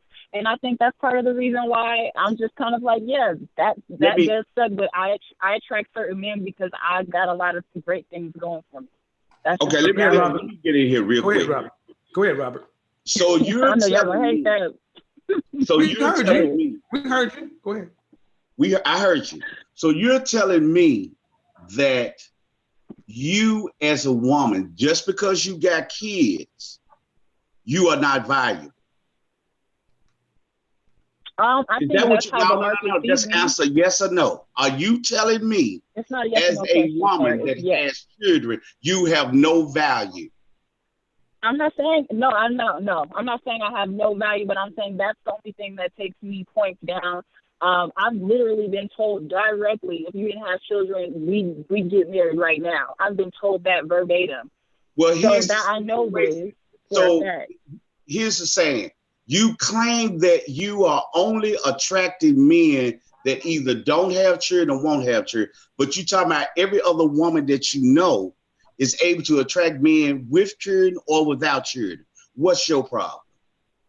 Why is it they that don't attract men without children? They attract men with children only. Is what either I one, but not only. Say. I look. We one of the things that we need to stop doing, like I said before, we need to live in reality. The reality is you are a single mother.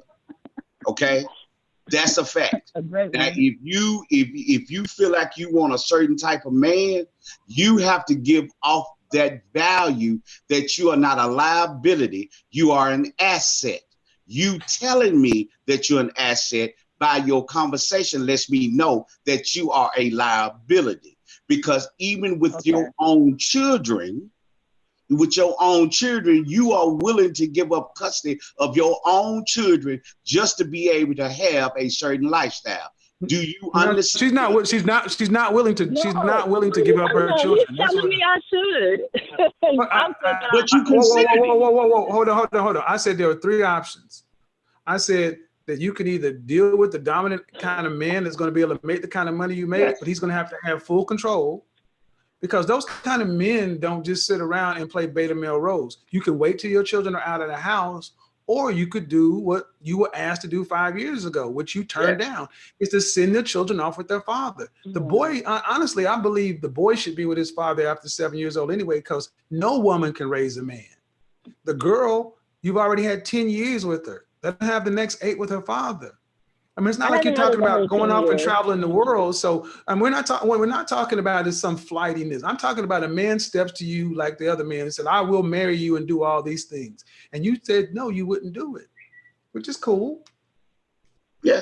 No, that's not what I'm saying. But can we point out the fact that he still got wrong what I've said? And I just literally had said that I wouldn't give my kids up. He's like, oh, yeah, you would. This is my point where I'm saying you guys want to paint a narrative so bad. And that's what I'm saying. No, okay. Hey, Robert, okay, man, go ahead and make your point, because I'm going to just say right now, you may not be able to hear it now, but nobody's painting a narrative. No. No one's painting. You don't want to believe that I'm a great catch, and that's fine. We don't want to believe. We don't want to believe. Hold on, ma'am. I didn't hear you. You're kind of muffled, ma'am. You're kind of muffled. We don't want to believe that you're what? I'm sorry. You said a good catch. You guys don't want to believe that I could possibly be a good catch just for the fact that I have kids. That's really what this boils down to. Ma'am. If I didn't have kids, you wouldn't be saying any of this. Excuse me, ma'am. When did you ever hear those words come out of my mouth? Well, I feel like you basically said that when you're liking Tell me how comments that are saying how that. I I tell noticed me that how the comment section. tell me what I said or implied that you were not a good catch. You guys have Please don't basically tell me said that I please did don't tell me not what you tell deserve. please do not tell me what you feel. Tell me what I said that said you weren't a good catch. I'm not saying what I feel. You're saying that that there's things that I'm doing that is stopping me from getting the man that I want. You're saying that I need to make some sacrifices because Hold on, ma'am. of, Hold on, you ma'am. know, Hold on, all of ma'am. this Hold on. baggage. I Hold need on. Whoa, whoa, whoa, whoa, therapy. I whoa, need whoa, all whoa, this whoa, whoa, work. whoa, whoa, whoa. I'm going to mute you. I'm going to mute you. First, we're going to take them one by one. I said that there are things stopping you from getting what you want. Is that true or false? My children, yeah. But you're making it sound like there's other things. Is there true? So yes, there are things stopping you from getting what you want. That's true. You need therapy. That's not an insult. Is that true or false?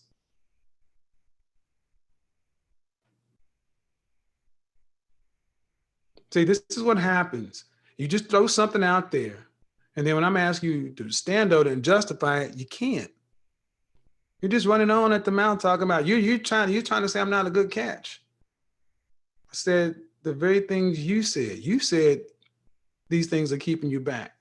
So, all right. There we are. There's some other people that are gonna come in the stream. You're welcome to come in, Roxy. I'm gonna cycle about. Robert, if you don't mind dropping off, Fitness Mom, if you don't mind dropping off, I'm gonna let in people from another part. Mr. Prime, what's going on? Marcellus Prime, weren't you here the other night? Jason, Alistair, we're gonna let people in. First up, first person to speak gets in. All right. So go ahead, Mr. Prime, Marcellus Prime. Hey Samuel. Hey Kevin. What's going on, man? So weren't you here a couple of nights ago? Galaxy G7 or whatever. No harm, no foul. I just come was that you? Yeah, that was me. Okay.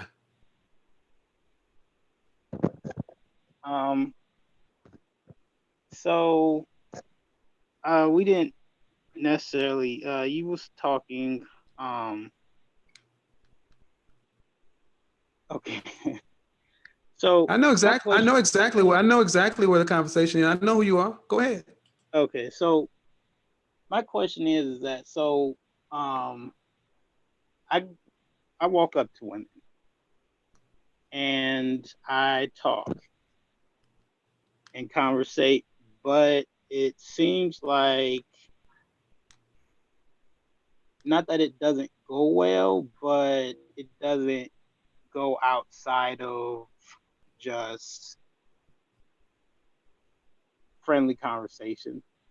Why do you want my help? Why do you want my help? Because when I called last week, it wasn't anything personal. I was just asking you a question. No. I re-listened to my shows 3 times. 3 times? Oh, yes. I also have an editor. So here's the thing. Why do you want my help? Because last time we spoke, I didn't know what I was talking about. I actually had to end up disconnecting you. Why do you want my help?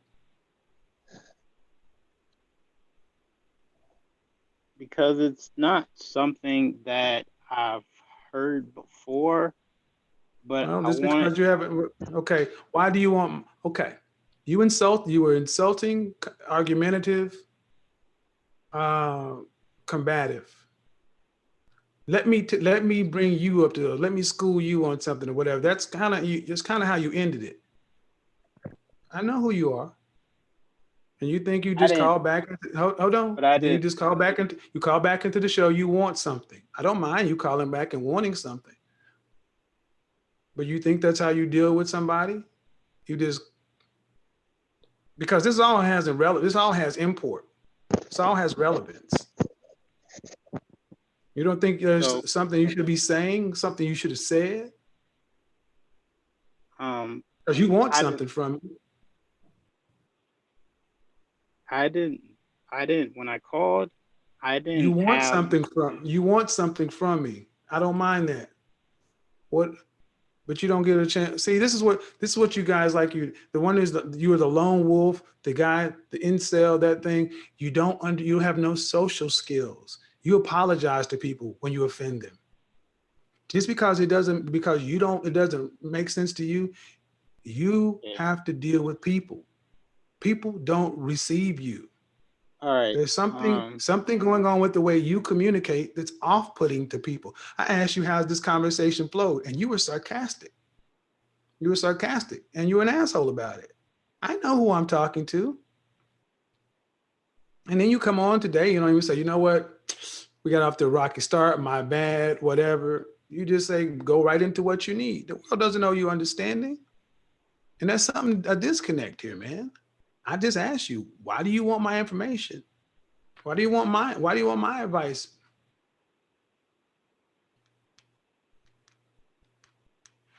Okay.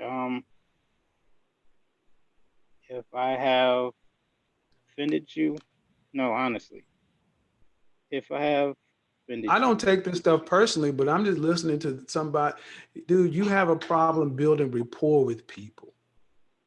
You attended to be sarcastic and offensive, but because that's the way you're used to communicating with people. You have whatever's going on with you, whether or not you built this shell up, you basically come down to the fact that people who are socially awkward or introverts or not social didn't get that way. They're responding. And I'm like, no, they get to choose their response. You've chosen the responses you have and you get the outcomes. You're not a um, victim. You're not a victim. You get to pick.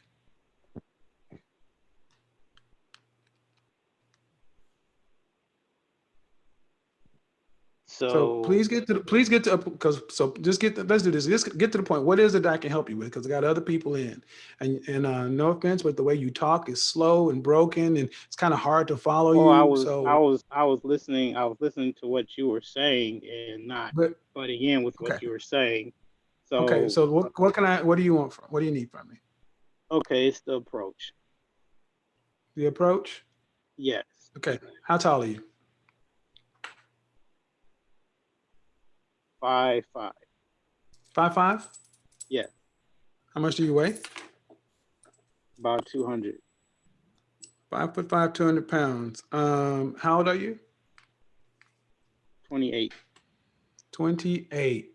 Um, and how would you say you look from a facial standpoint?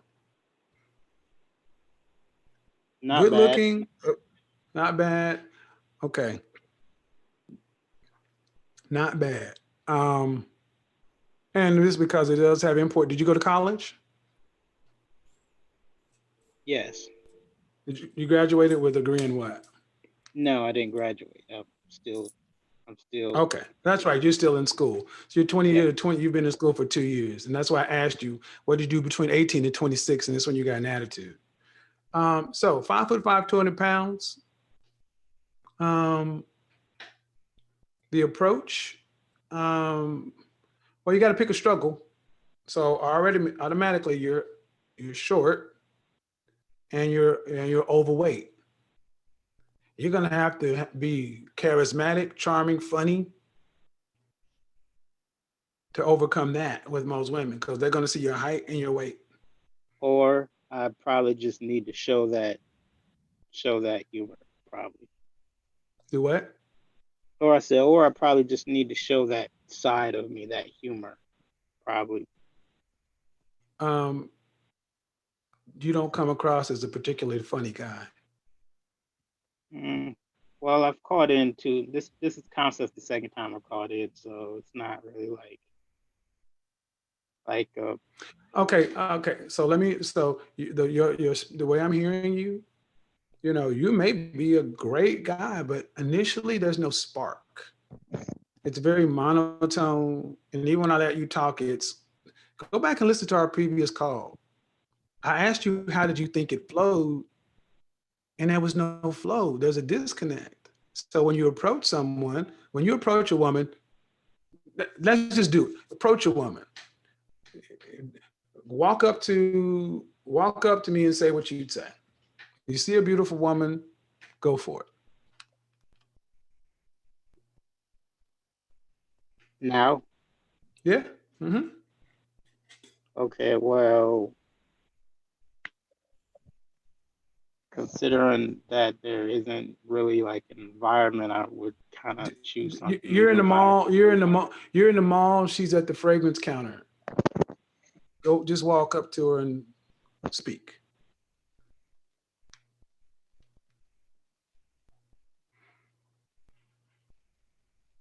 Hi. That won't work. Okay, like because I don't have like anything like the Huh? because she's at like the fragrance counter. I mean, Yeah, but you getting, came in and saying hi. out of what thing? Your voice is too high. Hi sounds like a nerd. Women don't like nerds. Can you bring your voice down into a lower octave? Make eye contact and go ahead and say hello. It usually is. Okay, well, when you talk like this nasal through your nose, you're gonna have to work on the tone. You have to know what you're saying to women. See, this is why I said what I said the last time. You didn't want to receive it, and I'm not insulting you. This can be, you can work on this. It wasn't. Listen. Oh no, God, I'm gonna mute you if you don't listen. Men who don't have confidence, it shows in a way we communicate with women and other men. You don't speak confidently. It seems like you're thinking about every word you say, and that is not flowing in communication. You're going to need to sit down and talk to someone and work on the way you communicate. Your body language, your image, the way what you wear, what fragrance you wear, your haircut, your glasses, it all matters. You don't have time to make a second impression.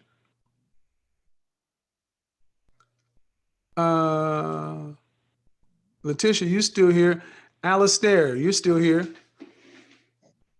So, and here's a video I'm going to do tomorrow on how guys today sound like girls and girls sound like guys. We have so many guys today who are talking in their upper nasal tones, and they really come across like this. And that has always been characterized as goofy, geeky, nerdy. And then we have so many women today who are talking, you know what I mean? What's up in their deep voice? Da, da, da, da, da. Those two things are conflict with each other. Now, there are tricks that every man can do to learn how to get into his deeper tones. You have to get closer to somebody. You have to take a deep breath.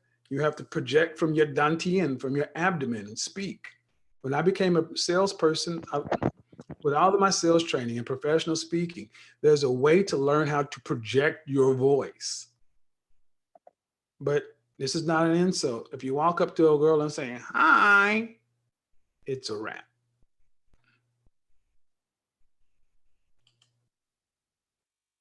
Does that make sense? Yeah, that makes sense. Okay. So what are you going to do about it? Interact more, like I've always been doing. I just gave you all those things to do, and your option is to not do that. Not interact. Why not just? Why don't you just follow the advice I gave you? Just do what I advised, because it's not about interacting more. It's about interacting the right way. All right, guys, I'm going to leave it open. We're going to have for the next 30 minutes. We're just going to have open hour. So if anybody wants to come up and chit chat, got any questions? I don't think we really got anywhere on what men can do to be able to tell the truth. I don't know. What's up, Dr. and Scholar Profile? What's going on? See, this is the reason why you got your PhD. See, a lot of people are never going to capture the essence of what you bring. But that's the reason why not everybody's going to be the top tier either, right? Well, hey, Roxy, I need you to get on, girl. Go ahead, man. See, the problem with what it is that people are very delusional where they stand in the world. Extra regular type Negroes. But then get mad. How you going to expect something in the world that's greater than you that you cannot provide yourself? Mm-hmm. No sense does that make, does it, Dr. Kevin? Well, it does, and I'm gonna say this: that as a teacher, I'm leading with humility, empathy, and things like that, because there was a time when I was very unsure, awkward, and that I had to learn. Exactly. So, see, I can deal with guys who are defensive or hesitant because it's uncomfortable. But what I can't deal with is guys who don't want to try anything new, because you won't get anywhere. You just won't get anywhere. Letitia, you're still on here, and you can speak up too, Letitia, if you want to. Look, man, don't look at what's going on in the chat room. And no one is trying to paint you in a picture or tear you down. Trust me, boo. It definitely feels that way. And well, can I explain? Let me say something to you. Okay, let's take this away from you and I, because that's toning the heat down. Do you have any friends or family members who have been either alcoholics or drug addicts? Oh yeah, definitely. Okay. When I did interventions, there was a show called Intervention. And when someone is having an intervention, you see some of the most, because it's like they have to really deal with, it's like, okay, we got to stop this. And a lot of us in our own lives, we need interventions. I needed someone who needed friends to tell me, man, you're on that bullshit. We all need people around us to tell us uncomfortable truths, but that flies in the face of friendship. Friends hide uncomfortable truths about each other. That's true. Or else we couldn't be friends, because, we all got things we don't like about each other. But as a 29-year-old woman, you know that there's, whether you can put your finger on it or not, whether you feel like me or anybody else is right or not, that when you're in bed by yourself, there's something it's just not quite meshing up, right? And it's that nagging thing that lets you know that there's something that needs to be addressed. When I do interventions, it always amazes me how angry and violent. And I remember, as a counselor, you're not dealing with the person, you're dealing with the drug. So they call you all kind of things. They do all kind of stuff, but then they go to detox, come out 7 days or 30 days later after them drugs are out of their system, and the very people they cussing and fussing at, man, I'm so sorry. I was fucked up, man. Can you forgive me? And it's like, man, no heat, no judgment, because I don't take it personally. It was the drug. Well, a lot of us are on a drug called chaos. A lot of us in the Black community are addicted to chaos. That's why the show Scandal was so popular. When Olivia said, I want painful, traumatic, this, that, crazy love. And dude said, love is not supposed to be painful. But our first relationships, no father, fractured with mother, we weren't playing. We had to live with less. I mean, all kind of things that we just had to learn how to navigate through, which became our norm, but we knew it's not normal. Just like you said, back when you're on college campus, you felt embarrassed being pregnant because 99% of the women on campus were just thinking about their future, and you had a baby. I wasn't pregnant on campus. I already had my kids. but however it worked, you know, basically what I'm saying, you felt some kind of way. Right. All right. A big part of healing is forgiveness. You got to forgive True. yourself True. for all that stuff. We got to forgive ourselves. But then we got to do the work. I mean, you can't unmake them babies. But let me tell you, I married a woman with a child. Women, single mothers get married every day. I'm never going to sit back and tell a woman or person that nothing's possible. It just, how likely is it? And the more any of us have to heap stuff on our plate, the less likely somebody's going to want to take that and eat it as a meal. Whatever your dish is, it needs to be appetizing for the people you're trying to feed. That is What's going very on, true. Charles? That's very true. To our own self be true. People need to Go ahead. understand that where we are in life is a very good indicator of what's right and what's wrong. Now, there's an old saying, an old preacher once told me, provision, problem, promise, provision.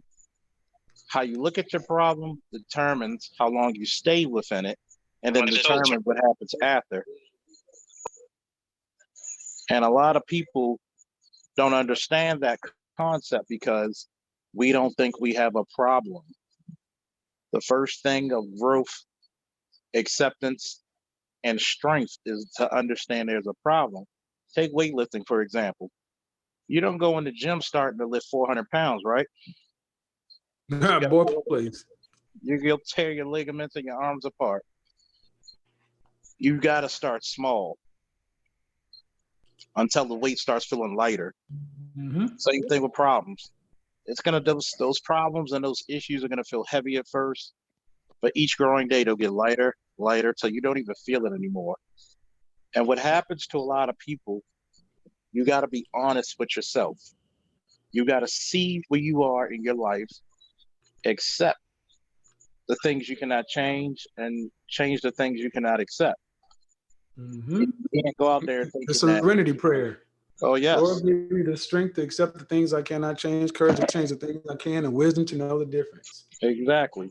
And see, this is the problem with a lot of people out there. They don't know the difference. And when you're trying to put your effort into teaching people the difference and to humble themselves, they think that you're bad mouthing them because they're so used to people kissing their ass about information. The only thing life I hope you're not talking about me because that's not what it is. Letitia, let me go ahead. Officer Faulkner does not throw subliminal shots to sneak this. If he had a problem with you, he'd tell you direct. But I'm glad you said something. See, I'm gonna tell you what your biggest issue is. You take everything so damn personal. So I've been listening to you for 2 straight days. This is the first day I actually said something directly to you. You think the whole world is against you when somebody's going out of their way to tell you something that will better you in life later on, starting now. Mike Tyson said it best. Not everybody who's against you is your enemy, and not everybody who's for you is your friend. You got to let me hey Charles, let me put a pause right here. Miss Okay. Letitia. Yes, sir. Letitia, let me ask you, who in your family life can you count on? I mean, who's got your ultimate back? Never gonna let you fall. I don't trust anybody to have my back. I have my back. Okay. Have you ever had that kind of trust for anybody? No, never have. All right. So what Officer Faulkner just said has a lot of import. You have to find somebody. You got your hands up and you're ready to fight the entire world at all times. Do you make room for the fact that is an unhealthy way of approaching life? Even though you feel like it's kept you safe, are you happy? It is. Hold on. I don't think that okay. I wouldn't say that I feel like I'm. It's not that I'm fighting the world. It's a matter of, let's be real here. We are on the internet, and this is my real actual name. So I'm not going to let people say things about me that are not true and have this be put out in the public sphere. So yes, I'm definitely going to defend my character if somebody is saying something that's not true. And you have influence, and I do care about your opinion, and I know there's a lot of people who do. So I'm not going to sit here and just lay down and let whatever be said, and it's completely inaccurate. So defending myself is, making me a fighter, then so be it. Did you answer my question? Did you answer my question? I guess not. Can you do that, please? Can you tell me the question again? Okay. Do you make room for the possibility that the way you go through life with your hands up, while it may have kept you safe, does not make you happy? Yeah, I mean, I don't think that it's. Okay, so go ahead. I didn't hear what you said. I don't think I don't think anybody would think that that's the happiest way to live, but I don't think that I'm just fighting all the time. I think you're just getting that impression of me because a lot of things have been said about my character that I'm not tolerating. No. I don't need anybody's help right now. I don't need anybody's help right now. We're talking. We're getting somewhere. You don't feel like you're fighting all the time. Do you make room for the possibility you've been fighting so long that you wouldn't know the difference? Sure, that could be possible. I'm open to that idea. Okay. So when I asked you that question that I just asked you, you went all the way past my question. There wasn't an intent to trigger or insult to I'm going to take on everybody because my real name is out here.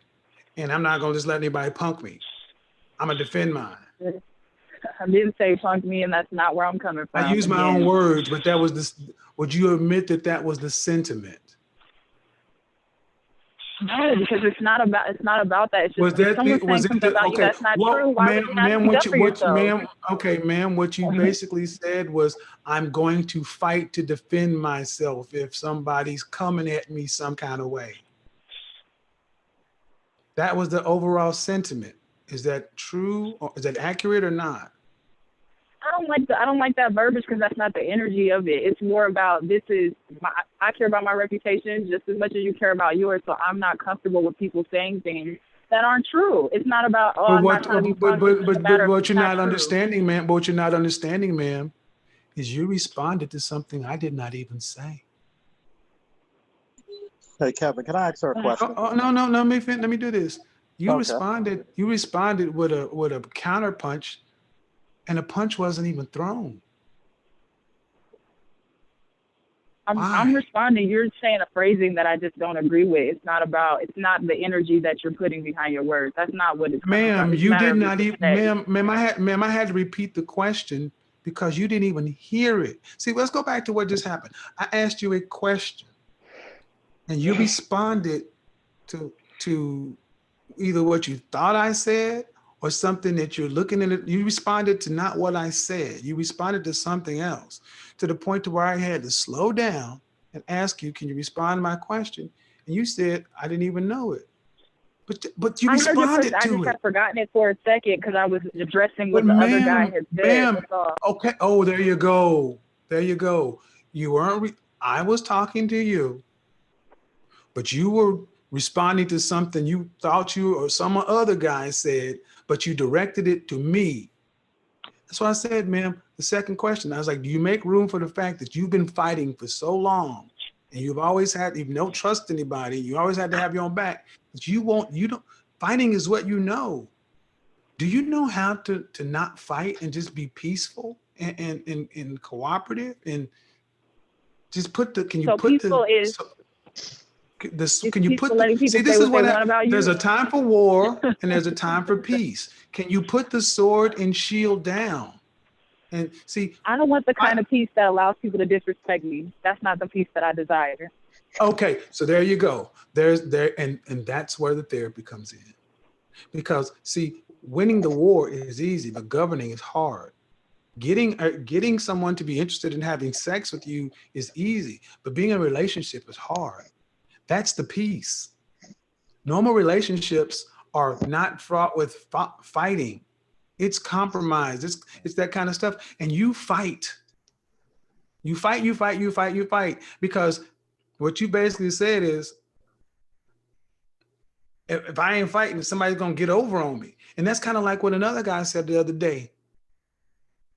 You can't, when people who don't trust people who have had fractured family lives, you said you want to break those curses. Mm-hmm. You got, and what, okay, when are you going to stop fighting?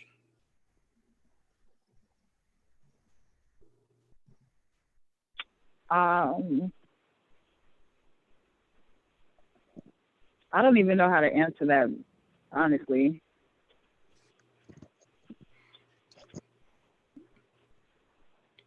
Something you need to, something I would suggest you need to think about. Gordon, sorry, Gordon. I'm unmuting you, Gordon, because no one's attacking you. We're just talking. And while your real name may be out here, man, everybody else got stuff going on in their life. Once this show is over, a couple of days, they'll move on to something else. Alistair, go ahead. Hello. Hey, what's up, man? What do you got for me? Hey, can you hear me? Yes, I can. All right. So basically, my name's Alistair. I'm a black male from Tampa, Florida. I grew up. Really, my problem is, as I mentioned, because I smoke a lot of weed, and I would say the majority of my money goes to pot, basically. And I feel like I'm not living a normal. Where do you live? I live with my mom, which is pretty shitty. Hold on. You live with your mom? Yes. Is what you're saying? And are your parents black? Yeah, they're black. But I don't have parents. I just have I live with my mom. You live with your mom? Yeah. And your father's nowhere around? No, he's in Guyana.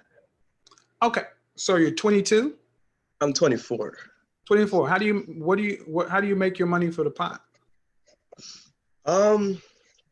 Well, usually when I do don't give me the yearbook answer. Where do you work? I currently don't have a job. People just basically fire me up. Okay, so you live at home with mom. You don't have a job, so you can't even support your own weed habit. Yes. All right. How many children does your mother have? She had five of us. Are you the youngest? Yeah, I'm the youngest. Right. And how old is she? She's I think she's 65. She had me when she was 41. Okay, and obviously she has no boyfriend or relationship. No. Okay, so you're a son husband. Sorry, I didn't hear you. You're a son husband because that's the only way. That's the only way a woman would allow her 24-year-old unemployed son to smoke weed in her house or in her presence is if she has no life. You're a son husband. Interesting. I've never heard of such a term before. Well, a son husband means that if you left, she'd have no life. She'd have no one to talk to. Well, she'd have no one to talk to, nobody, and also if she had a boyfriend, he would put you out. Yeah. Because it's really rather disgusting to be 24 years old and unemployed. So here's the thing. When was the last time you had a girlfriend? Probably since, I don't think I've ever really had one, to be honest with you. Right. So you smoke out, staying at home. If mom were to be, unfortunately, we're not putting it out there, but if mom were to be taken away in a fatal accident tomorrow, how would you survive? How would you pay next month's rent or the mortgage? And I don't know, and that's the part that kind of stresses me out because there's no fucking stress. You're not stressed. You're not stressed. No, brother. We're not gonna sit back and make you a special victim. Are you kidding me? Both your legs work. Both your arms work. Yes. All right. Well, then we're not. No, we're not gonna do that. You're 24. You're a healthy, able-bodied man. How many job applications you put in this week? 0. But right. There's no but. There's no but. There's no but. Because what you're going to want to do is somebody to feel guilty for you. Sorry for you. I got anxiety. I'm depressed. Whatever, man. No. See, if I would have talked to your mother, you'd be put out the house by the end of this week. But why though? Like, why do Americans think like that? Why? Like, Because you're a fucking waste, dude. 24 years old, living in your mama's house, smoking weed, no job. Alistair.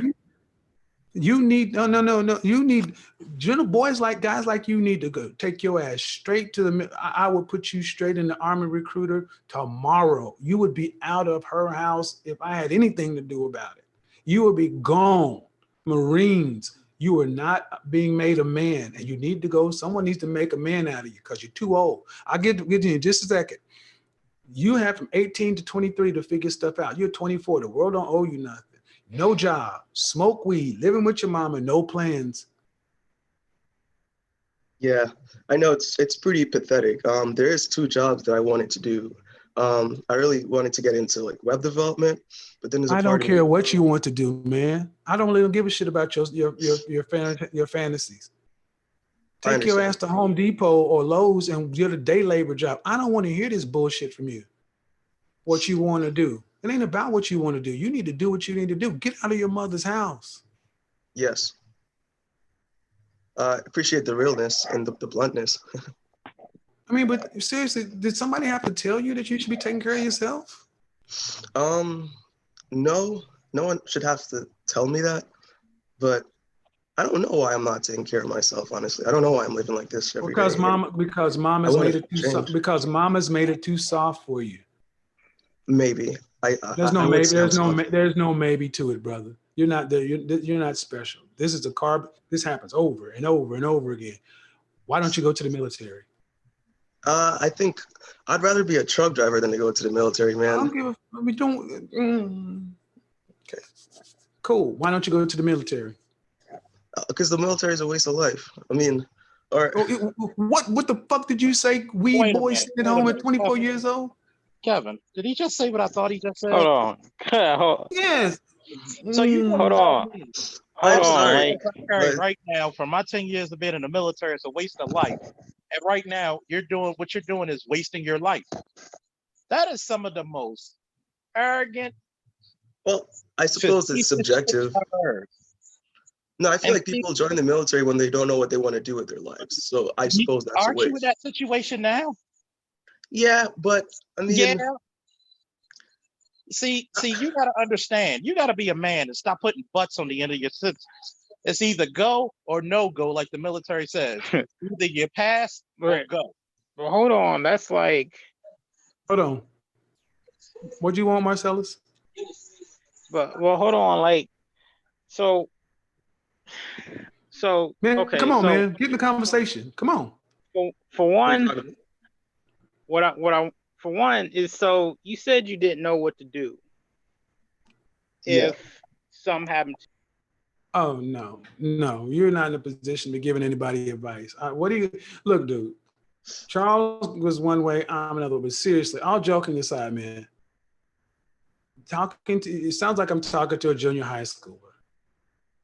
I don't think you realize that 24 years old, your mother is sheltering you from the real world. You need to learn how to become a man. You don't need just a job. You need a moral compass and some character.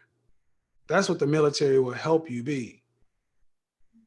Because all you'll be out is, if you start driving a truck, is you'll be smoking. You won't even keep the truck driving job because you'll smoke up the weed. That is true. I mean, maybe I guess the military would be a pathway to help me like quit for a while, but I don't know. I feel like that's such a radical decision to make in my life. Oh well, you feel like it's a radical. Fuck what you feel, huh? Feel ain't what we do is good. See, what you really want to do is you want to sit up under mama, and that's cool, bro. You want to sit up under mama? Are you still? No, I kind of hate it. Hold on, fam. No, fam. No, are you still a virgin? Oh hell no. That'd be terrible. Oh, okay, well, great. I don't go out and meet people. But you're at a point to where there's no more playing anymore. At 23 years old, it starts to be serious. You can't hang out with the people you went to high school with. It's time to be in real life. I You understand. can't. All right. You have to protect the fort. Got to That's be what in it's real all. life. That's what it's all about. You have to protect. Gordon, what's going on? Hey, what's going on? How you doing? How you doing, Mr.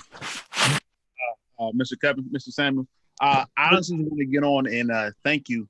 I've been listening to you for a while now, and I finally got up off my ass. I lost 50 pounds, and my confidence went through the roof. And it's like now I can talk to anybody, and now women come up to me, and before I was scared to walk up to them. But once I got that confidence in myself, I'm just killing it right now. Good, man. I hear some energy and some pep in your voice. Oh yeah, absolutely. That's a good thing, man. It's better to be this way than what it was before, right? Oh, absolutely. All right. So what's the next 5 years looking like for you? Well, right now I'm working on. I really want to be a landlord. So what I did was I bought a house about a year ago, 5-bedroom house. I'm in Washington D.C. Well, right in Maryland, right outside of Washington D.C. Okay. Now I'm renting out rooms in my house right now. So right now, okay. I'm building. Are you doing Airbnb? No, not Airbnb. Just month to months. Months with people rent out my basement and 2 more bedrooms. So right now I'm building up my credit and all that stuff. So eventually go buy another. But you got a plan. Oh yeah. Cool, man. Well, man, that's what I like to hear. I like to hear men who are doing something, taking direction. When you plan on buying any other properties? Oh yeah, that's why I got people in here now, so I can get this mortgage down, and right, and take a loan out on what I have now after I get this mortgage down a little bit.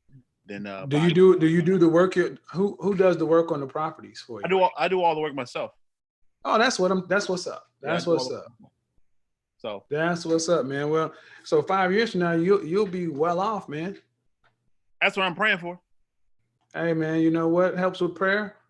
60 to 80 hours a week work. Well, that's true. Make some videos about you, showing you rehabbing these properties and things. Start up a vlog, man. Show some pictures, man. Let men see what's possible when you decide to take responsibility for you. Oh, most definitely. Thanks, Gordon. I appreciate it. Bye-bye. All right. T Waters. Hi, Kevin. Is that Miss T? Yes. Go ahead. What's going on, T? I just have a question. Hold on, guys. If you like this going on, man, I'm going to need at least 5 people to put $1 in Super Chat. Put $1 in there, man. Come on, man. We got good work going on. Come on, T. What you got? I recently started dating again. And I'm finding that the guys that I'm dealing with are intimidated by my resources. Uh-oh. And my friends told me I need to look more poor. More, so, what was that? Core or poor? Poor, like I need to look like you need to look poor. Oh yeah, like I don't have anything. So guys, you need to look like a bum. Okay. Yeah. Okay. So I don't want to have to do that. Is that really necessary? And I do want to say I am older. I am closer to your age. So they're saying, well, sometimes older women have to do extra when they get that bit out. Well, I don't know what. So I got to ask some questions. Okay. What city you in? I'm near Hershey. Pennsylvania. Yes. Okay. Is that near Philadelphia, Pennsylvania? Philadelphia, Pittsburgh? What? I'm not familiar with how it's like almost smack dab in the middle. Nothing's really here. Okay. So problem number 1, geography. Yeah. In Hershey. How old are you? You said you're about my age. Okay. Yeah, I'm about your age. How tall are you? 5'4". How much? What dress size? Between the 8 and the 10. But mostly 8. Okay. So, and you're looking to just date? What are you looking for? You're looking for a long-term relationship? Long-term relationship right now. I'm not sure about marriage again, but maybe long-term, and then if it turns into that, then So you have been married? yes, Okay. And children? yes. Okay, They're but none of them are in home though, right? no, they're all adults. I just had my last one just graduated, and So you're an empty nester. Okay, cool. So we got some things. You're 5'4". You're 8'10". That's acceptable. Um, you live in Hershey. Yeah. yeah. But you said guys are intimidated by your research. You want to share with us what do you do for a living, or about how much you make, just kind of so we'll have a ballpark? What are we talking about here? Well, You it's make not so. It's not so much my wages. Like I make about 70, but it's not so much that. Um, I'm a widow. My husband left me comfortable, right. so I have a nice car and I have a huge house. And like I started dating after my last Okay, one. but let me just step it right here. Okay. Problem sounds like it's Hershey. Because if you got a nice car and a nice house and you're a widow and you make about 70, that's balling in Hershey, but it's right around average in Atlanta, Brooklyn, Chicago. You know what I mean? Yeah. So you're in a blue collar town that's known for chocolate. Right. Right. Slim pickings, slim pickings. Very. So this is where women have to be real. If you really are looking for the kind of man, a higher caliber man who wouldn't be moving is something that all of us have to get realistic with, or some sort of long distance situationship, but that has a clock on it too. Right. Right. Um, but Hershey is the problem more than anything else. What's going on, RJ? Go ahead. Go ahead. She bounced out. Do do do do do do. T, you bounced out. I'm still here, I think. There we go. So your kids are gone. I mean, but while you're in Hershey, are you civically involved? I mean, are you part of a local chamber? Do you have an active social life where you get out and do stuff? Well, I'm trying to do that now as after my husband passed away, I just kind of delved into raising my kids and getting them over their Okay. homes and all that. Right, So right, I'm really right. not involved in anything. I'm trying to get out there, but it's Now the, let me the go ahead and give you the hard love part. There is no try. You just get your butt outside the house and get in your car and you go. What is there to try? There's local meetup groups. There's a local chamber. Whatever you do, whatever your profession is, there has to be some.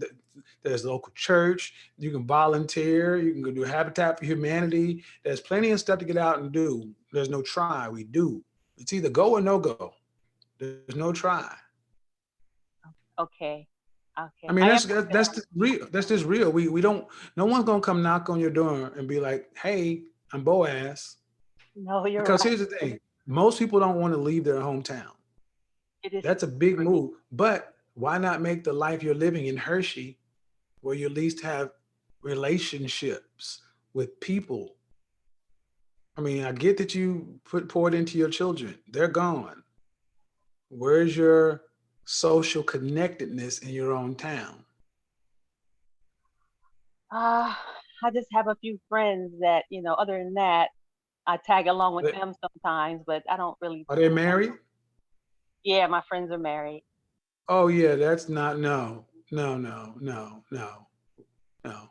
This is another thing. Single people need to stop imposing upon their married friends. This is I don't another. Come on, man. No, I don't not try not this is just about you, but married folks and single folks. I mean, I'm sure they don't mind, but listen to what I'm saying. There are cooking classes going on tomorrow night. There's salsa classes. There's line dancing. There's art and palette. There's all kind of stuff going on. Don't sit in the house. Get out of the house. I do that a lot. I do. I'm kind of an introvert, so I'm working on that. Well, here's the hard part. You don't have a lot of, we're not 20. I know. So myself to that. forget the introvert and it's not comfortable. I mean, if you want something different, you're going to have to get out there. I know. I have been thinking about moving to a bigger city, but I don't know if that's even going to do anything. I mean, when I don't know anybody, it's kind of hard for me to put myself out there. It's not my personality. I got to get over the introvert, I guess. To get there are plenty of people who are introverts, but I'll give you my point. I mean, you should like the life you're living, whether you're dating or not. I do. Do you love it though? I like it. I'm trying to find myself again because I don't really know who I am outside of a wife and a mother. So that's where I'm trying to find myself again. So well, you ain't gonna find it in your closet. You'll find it the more you're out doing stuff. You're right. Yeah, I know. Hey, Rashawn. Are you a patron of the channel, T? No, but I did. I'm going to do that. I love you. I'm going to do it. Oh, it stings. Oh, it stings. Oh. I just found your channel. Please be good to me. I just found I'm just messing with you. Hey man, we're trying to help. We're trying to work on this kind of stuff. We all get there. But keep us posted, man. And send me some chocolate, man. You know, I like the ones with the almonds on it. It's good too. I'll see what I can do. All right, I'll talk at you. All right, thank you. Bye. Bye-bye. Letitia, you see? Letitia, you still here? She's still here. Yes, I'm still here. I'm here. All right. Did you hear how that last call went? Yeah. Are you involved in your local area? Do you have a life that you like? I would say that my life is pretty busy. I'm working towards certain goals, so I wouldn't say that I have as much pleasure as I'd like to have. Well, now here's the thing. Happy is kind of a weird. Now here's the thing. This new age parenting, my view on it, look, you got 2 kids. You can be busy all day long, but you gotta happy mother, happy kids. And it sounds to me like you got a lot of stuff, but when the word happy is foreign to many of us. Something that you might want to do is just write down what happiness is to you. And this is foreign to a lot of us because even me, when I went to counseling, I had shut myself completely off to where I didn't even have an emotional language. You asked me how I felt, and I'll tell you what I think. I had no real descriptive language. And the funny thing is, the more you get in tune with, like I said, put the sword down, put the shield down, put the warrior princess thing to the side. I mean, the real talk, man. I mean, I don't know if you watch TV shows. There's a TV show called Vikings. You know, there's a time for that, but honestly, thank you. You know, you feel better off when you have other covering. I mean, at 29, you said you've had more options than the average bear. What's going on, Rashawn? Hey, how you doing, Kev? What's going on? What you got for us? Nah, man, I just wanted to call in, man. I've been listening for a while, man, and just let you know, man. You know, I've taken some of that advice you've given, and not too long ago, I changed my wardrobe up. I noticed that I got a totally different vibe from the people that are attracted, and I mean, it really is amazing. I'm 41, So, you know, I started to have a epiphany come into my head, like, can't be dressing like my 17-year-old because I'm a single father, and it's me Right. and my 17-year-old. So I had to change it up. And I mean night and day. It's like How tall are night you? and day. How tall are you? 5'10", 5'10". About how much you weigh? 200. So 5'10" with the deep, very white voice, man, you should be cleaning up, man. You should be cleaning up. Oh man, I do clean up. Make sure you keep them shoot. Now, you know, get toned up. You can still, you know, 200. You know, maybe. No, actually, you know, believe it or not, Kev, I'm actually very tall. You know, I go to the gym on a regular basis. Cool. Even though I'm 200 pounds, here's the I thing. Here's the thing. I'm 180. Cool, but here's what I need you to make sure them shoes stay shines. Keep them shoe trees in the shoes and make sure shoes are dope. Make sure your jeans fit well. You know, jeans should fit, man. They shouldn't be baggy out through here. Nah, man. I took the advice, man. But you know, I have to. Do you wear cologne every day? Do you wear cologne every day? I do. Yes, I do. All right. Cool. Yes, I do. Go ahead. You know, I do have to say this to you, man. That advice about quality over quantity. Mm-hmm. Man, amazing. Game changer. Because you know, a lot of things that I purchase, I see the difference in the quality, but I do purchase everything that fits. Game changer. But I'm glad to hear, man, it's working out, man. I'm glad to hear, you know, brothers taking the advice and showing dividends. Keep me posted, man. Keep me posted. Well, I have one thing to say. You know, go ahead, Jay. I just put you in, but go ahead, Rashad. Go ahead. What's your question? Listening to you, it's not even a question. It's just an observation. Listening to your lives, I noticed that a lot of people, and I had the same problem. That's how I can recognize it. It's a lot of people. They tend to look at the people right next to them, and they keep their goals extremely small. So you comparing yourself, you know, like, you know, I had an older person telling me it's like a crackhead trying to choke on a dope fiend. Right. You know, sometimes we have to elevate higher. You know, we definitely have to elevate higher and have bigger dreams and bigger goals. So just because you're doing better than the person next to you, sometimes you have to check the environment you're in. That's all I had to say. All right, man. Appreciate it. That's an upcoming stream too. We got to dream bigger. We need bigger problems. Appreciate it. We appreciate it. Jay, what's going on, man? Jay, you're here. Yeah, guys, this was a good show. You know, and here's the thing, man. Everyone gets to their point where they get to it. Some folks only need one time to hear it and they're ready. Some people gotta keep going back and back and back and back.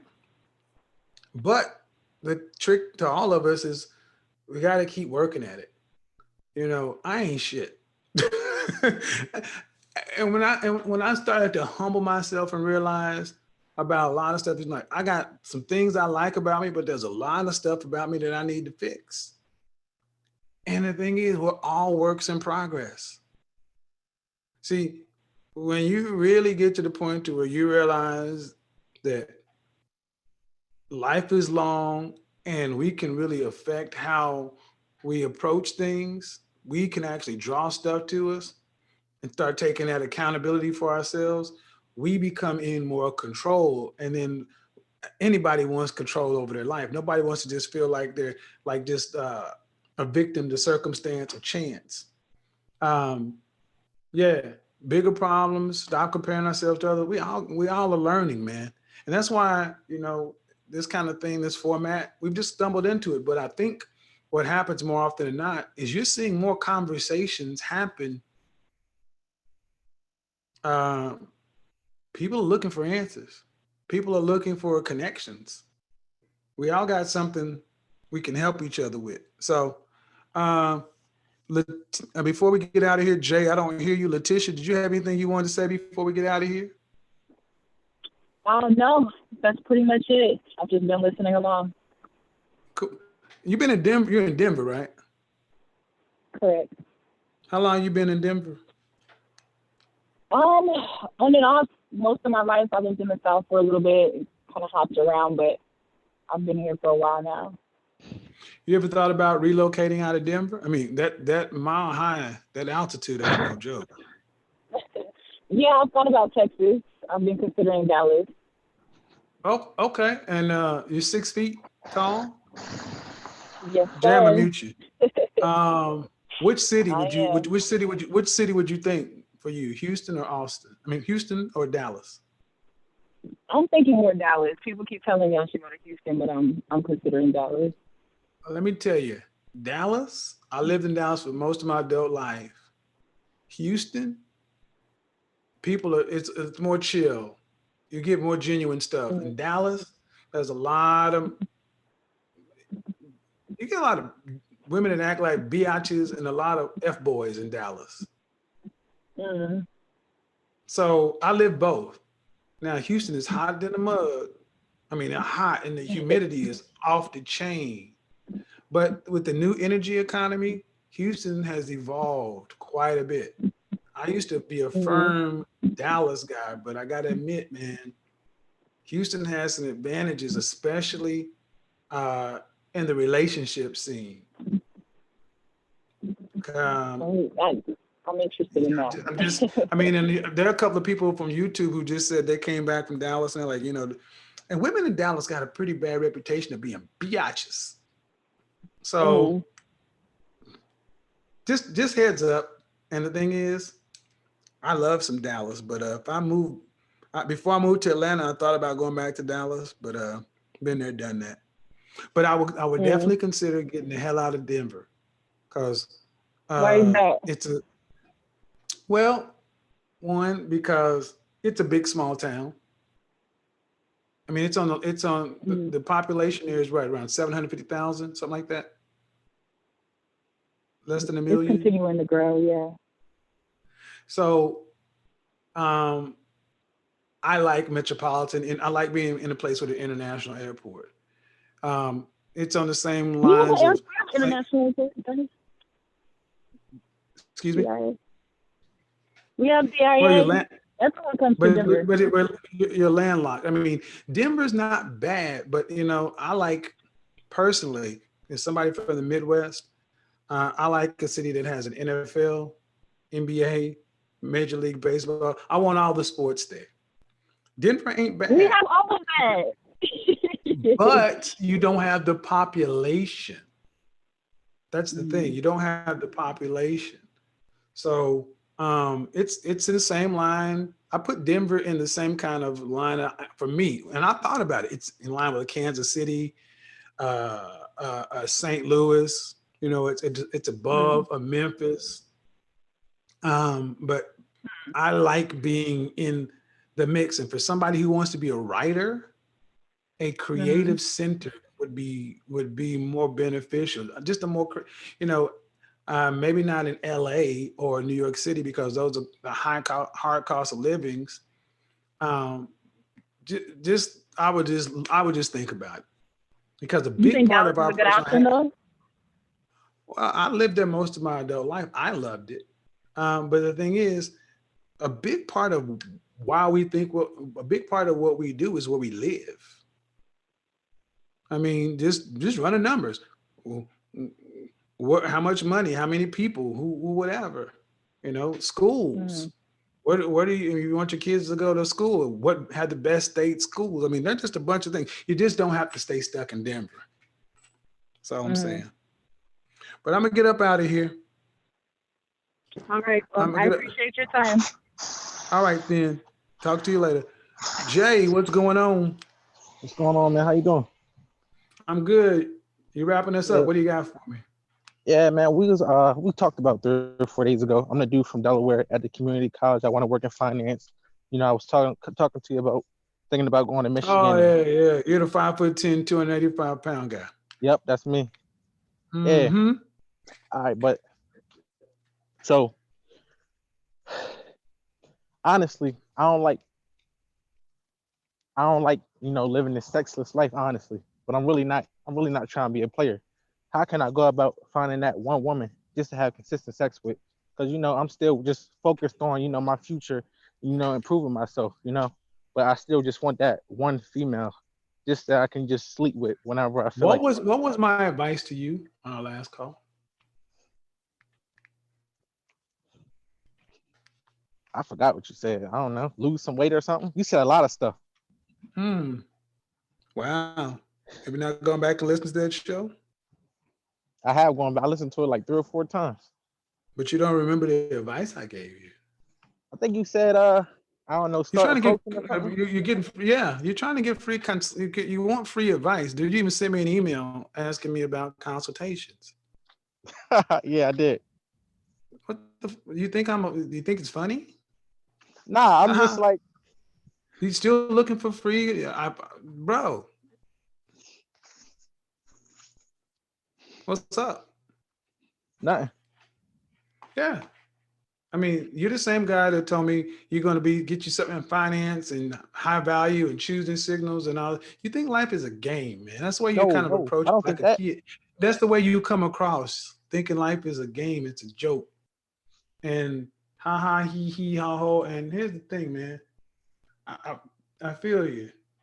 But you want something out of life. What are you willing to do to get it? I'm willing to work hard for it. Really? Yeah, absolutely. So if you can't even remember if you called in to get my advice, but you can't remember what I told you yesterday or 2 days ago, I remember it better than you. Yeah, I forgot.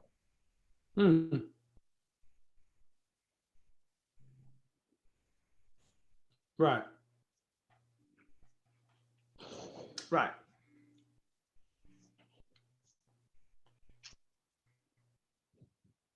I want your coaching and mentorship. I'm not in a great position financially, but I want to see if there's any way you can work with me. Nothing wrong with that. I wasn't saying like. All I want to do is become a better man, and I think you can help me with that. I'm willing to sit and listen. Yeah. Okay, but you don't. But okay, but that's what you need. You don't keep coming back to the food court, man, asking for free samples. I understand. Do you really? Yeah, yeah.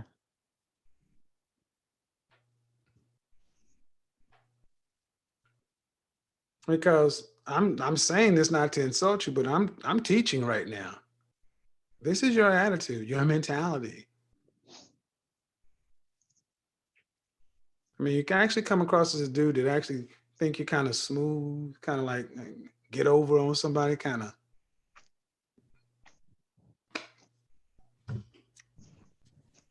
Nah, that's not what I'm trying to do at all. Okay. I was just being like everybody else, They said, click on a link if you want some advice. And I seen people. You already had your advice, though. You already had an entire call. You already sent the whole email. Are you a patron of mine? I was. You were? Yeah, I was. When? This is like a few months back.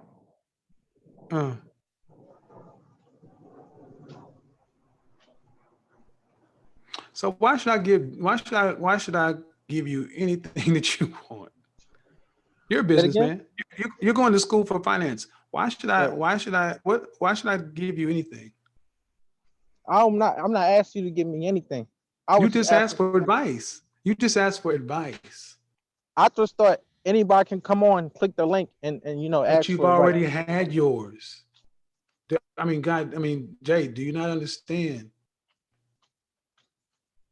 I mean, what did you think? You could just keep getting back in line and I just keep answering questions?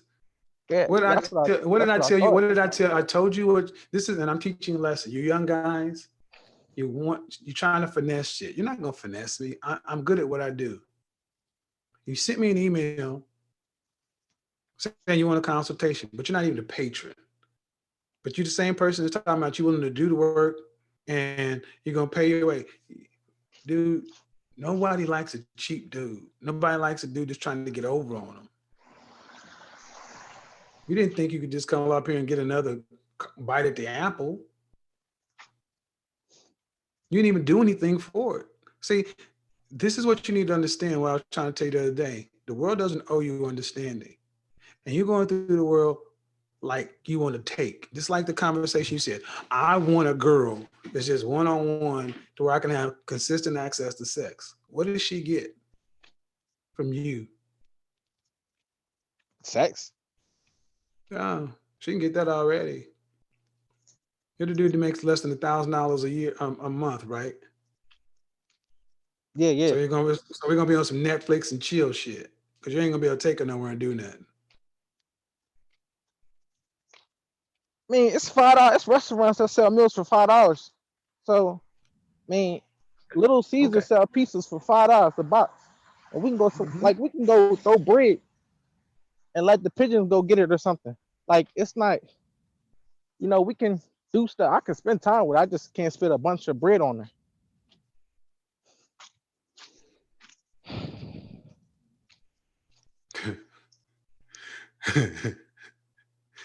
You gonna say that again? We can go to Little Caesars. We can go get stuff for $5. We can go throw bread to pigeons. Honestly, most You're the African dude. American females. You're the guy. You're the guy that had the nerve. This I asked you when was the last time you approached women. You said I don't think you should have to approach beautiful women. I'm a guy that believes in choosing signals, and I said no. Choosing signals are for alpha males and select guys. That ain't you. How tall are you? 5'10". How much you weigh? Ooh, 285. I said so. You fat. I said you have a big dick. What? Do you have a big dick? How do you know if you have a big dick? I was like, you know if you got a big dick or not. I mean, was it big? Was it bigger than average? I'm like, so it ain't that big. So how much you making? How much you make? Ooh, less than $1,000 a month. $10 an hour. So right, let's see. You're in college, finance, don't know what you're gonna do. 5'10", fat, and you don't even know if you have a big dick. And she only get the benefit of a big dick, and you're a virgin or something like that. So now you Yeah. want to throw in the fact that you're cheap, you're entitled, you think you can finesse somebody, dude. You trying to be a hustler, and you're not that good, and you ain't even good at it.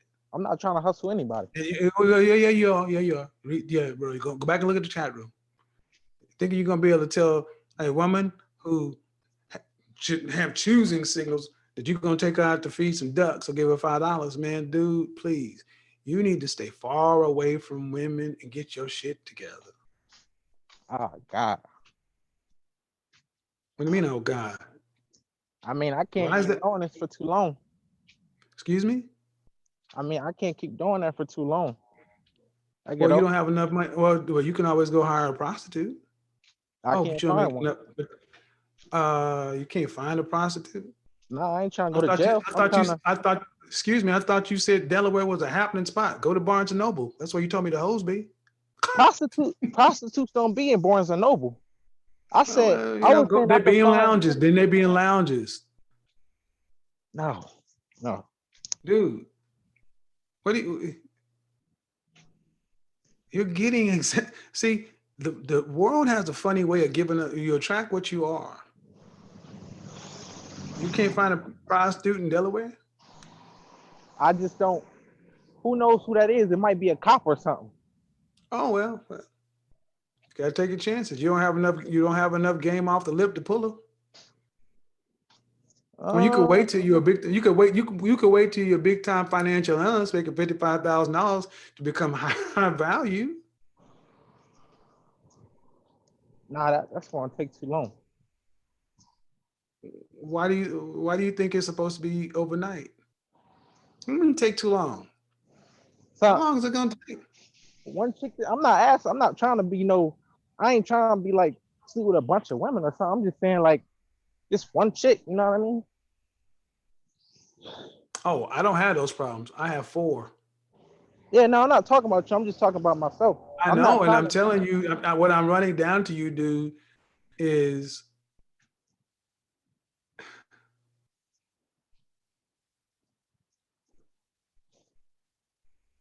you come off almost like how do I put this? You said you don't believe you should have to approach women. You should get choosing signals. Why?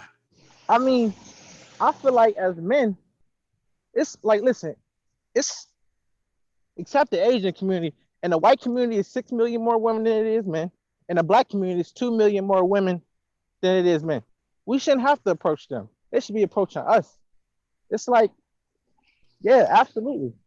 And other coaches of women are more interested in black men than other coaches of men are more interested in black women. You get what I'm saying? Yeah, I get that you've been watching a lot of dating shows.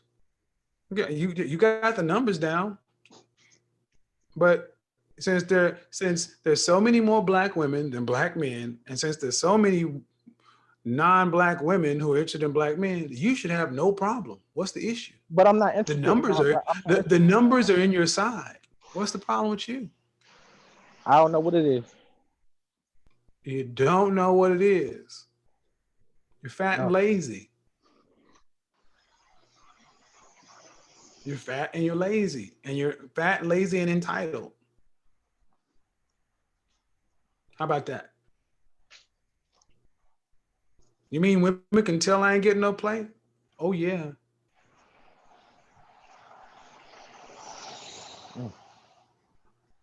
Why should a woman give you choosing signals? I'm decent. Why should she give you? See, what you don't understand is the other side of that. The 2 million more black women and 6 million, all those numbers are great, but guess what? They would rather be one in a alpha male, select males rotation than your one and only. Right.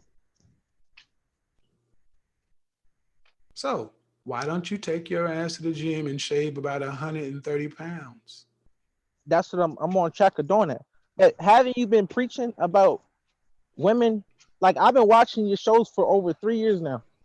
You taught you. Hold on. You've been watching my shows for over 3 years now, but you're not a patron.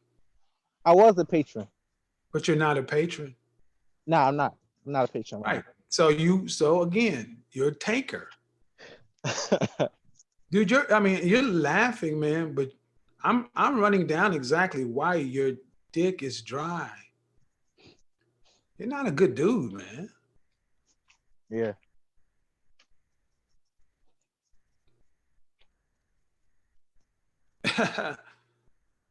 Fuck. We're watching you for 3 years, but I ain't gonna pay you.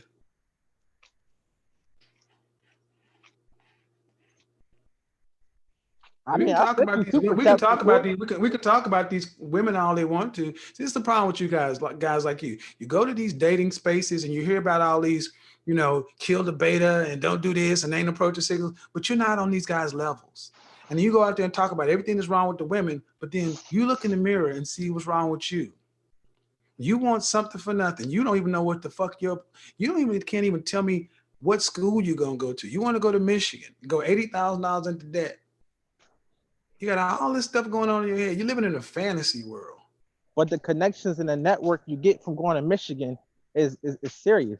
Michigan is a very high quality school. Then everybody that goes to Michigan is flush with pussy. Huh? Every guy that went to Michigan just has a rotation. No, that's not what I'm going to Michigan so I can be, Dude, I know what you're saying. You still see everything is about. See what it is again, you're lazy.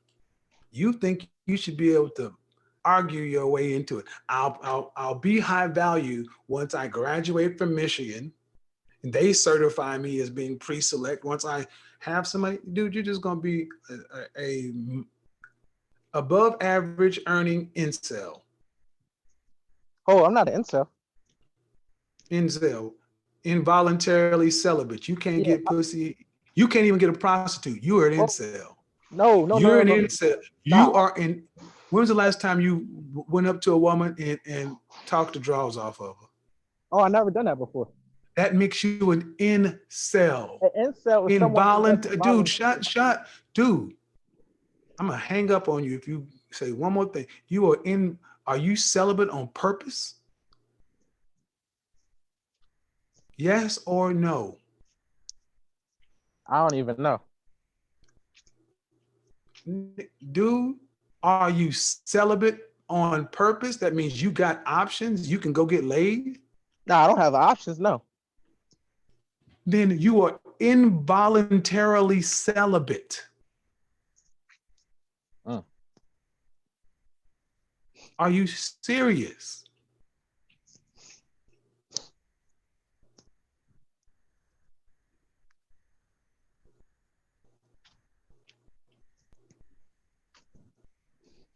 Tell me you're not an incel again. Yeah, I'm not an incel. I can't tell you that. I'm not gonna say I'm not in that lame group, man. An incel?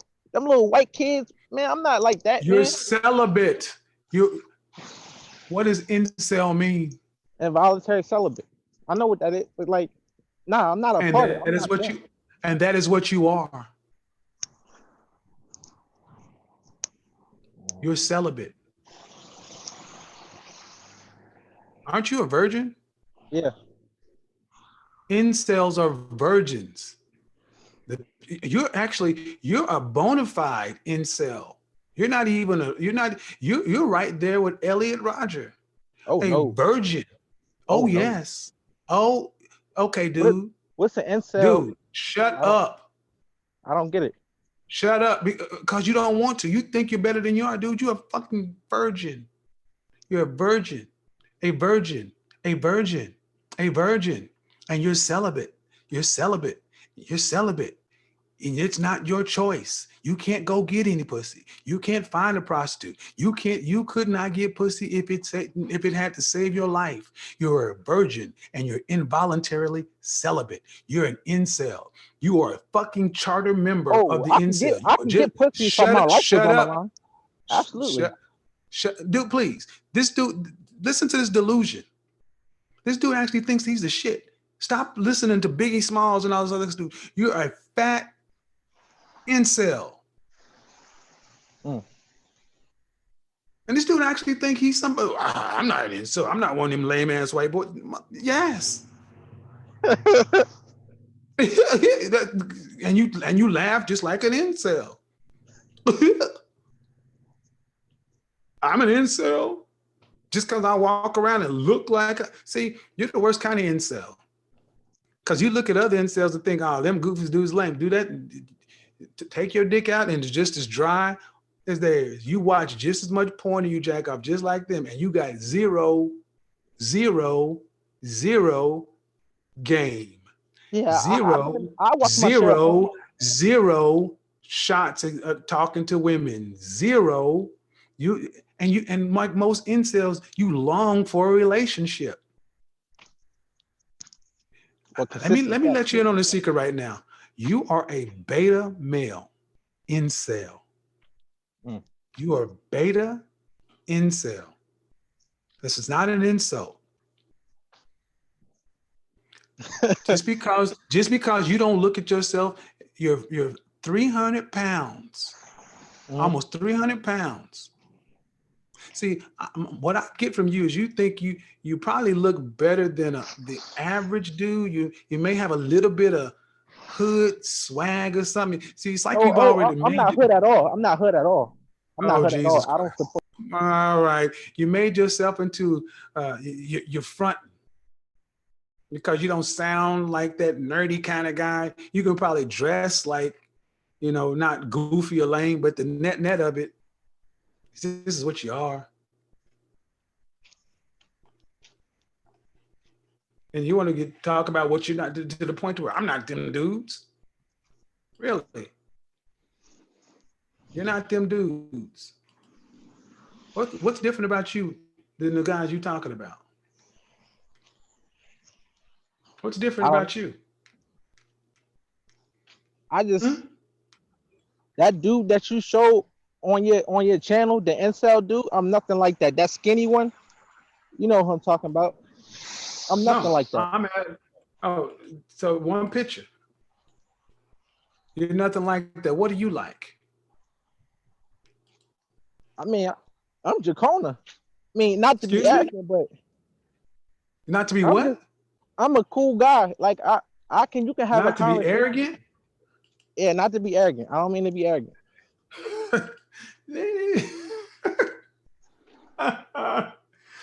Woo! You're a cool guy. Has it helped you get? Did it help you get anything in life other than friend zone? I never got friend zone before. What is friend zone? Friend zone is when you you know openly try to pursue something and like pursue something with a female, Yeah, yeah. and Where she are just you? treats Where you are as you a friend. from? What city are you from? I'm from Wilmington, Delaware. You from Wilmington? I'm from Newark, Delaware. I live in Wilmington, Delaware. Oh, okay. Yeah, dude, I'm just not trying to be insulting, dude. For 5'10", 300 pounds, you're a fat incel. And you're a virgin. Yeah. And you want to sit around and like, I'm not goofy. I'm a cool dude. Okay, you may not think you may not be as socially awkward and borderline, but dude, anyway, dude, you got more issues going on than I can shake a stick at. And I'm talking to you because I'm gonna get my money out of this. I said This I is want what's you to get your money out of this. this is what so many of you young virgin incel late bloomers, you're massively entitled. You're deluded. You don't look at the world through rational, logical eyes. This is why you're in the position you're in. Your focus should be on how to get into Michigan. But anyway, and I will be honest, dude. Most incels are going to have a better luck would have more luck getting out of this position than you, because you actually got a lot of you goddamn arrogant to be an incel. Oh, I'm not those dudes. Okay.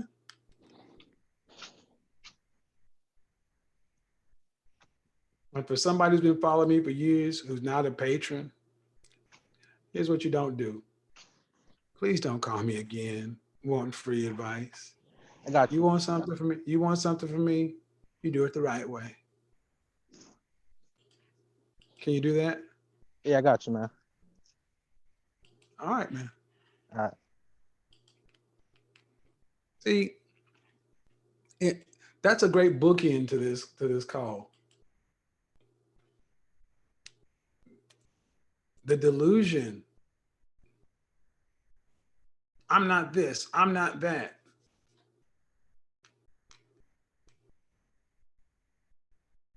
If people don't get to what really is going on, how can you get any better?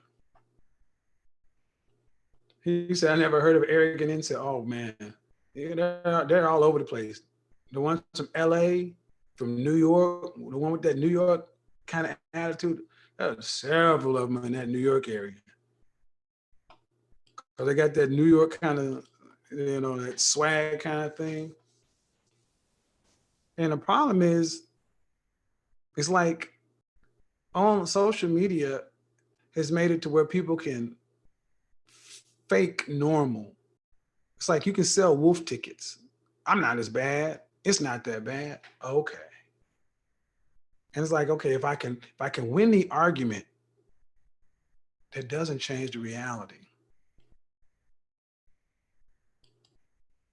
I think one of the best things we could do for relationships today is if mobile phone providers, if all of a sudden, if they started charging $900 a month to access pornographic sites, cut off free porn, and this problem self-corrects. Cut off free porn and this problem self-corrects. Cut off free porn and this problem self-corrects. Because you got dudes who can just sit around and go and relieve the pressure.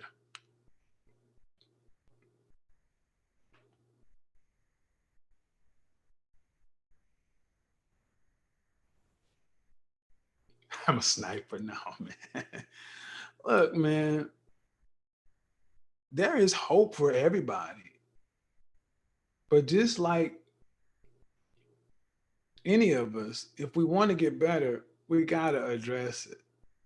And, blessed is the man, or fortunate is the man who has friends around him who can tell him, hey, man,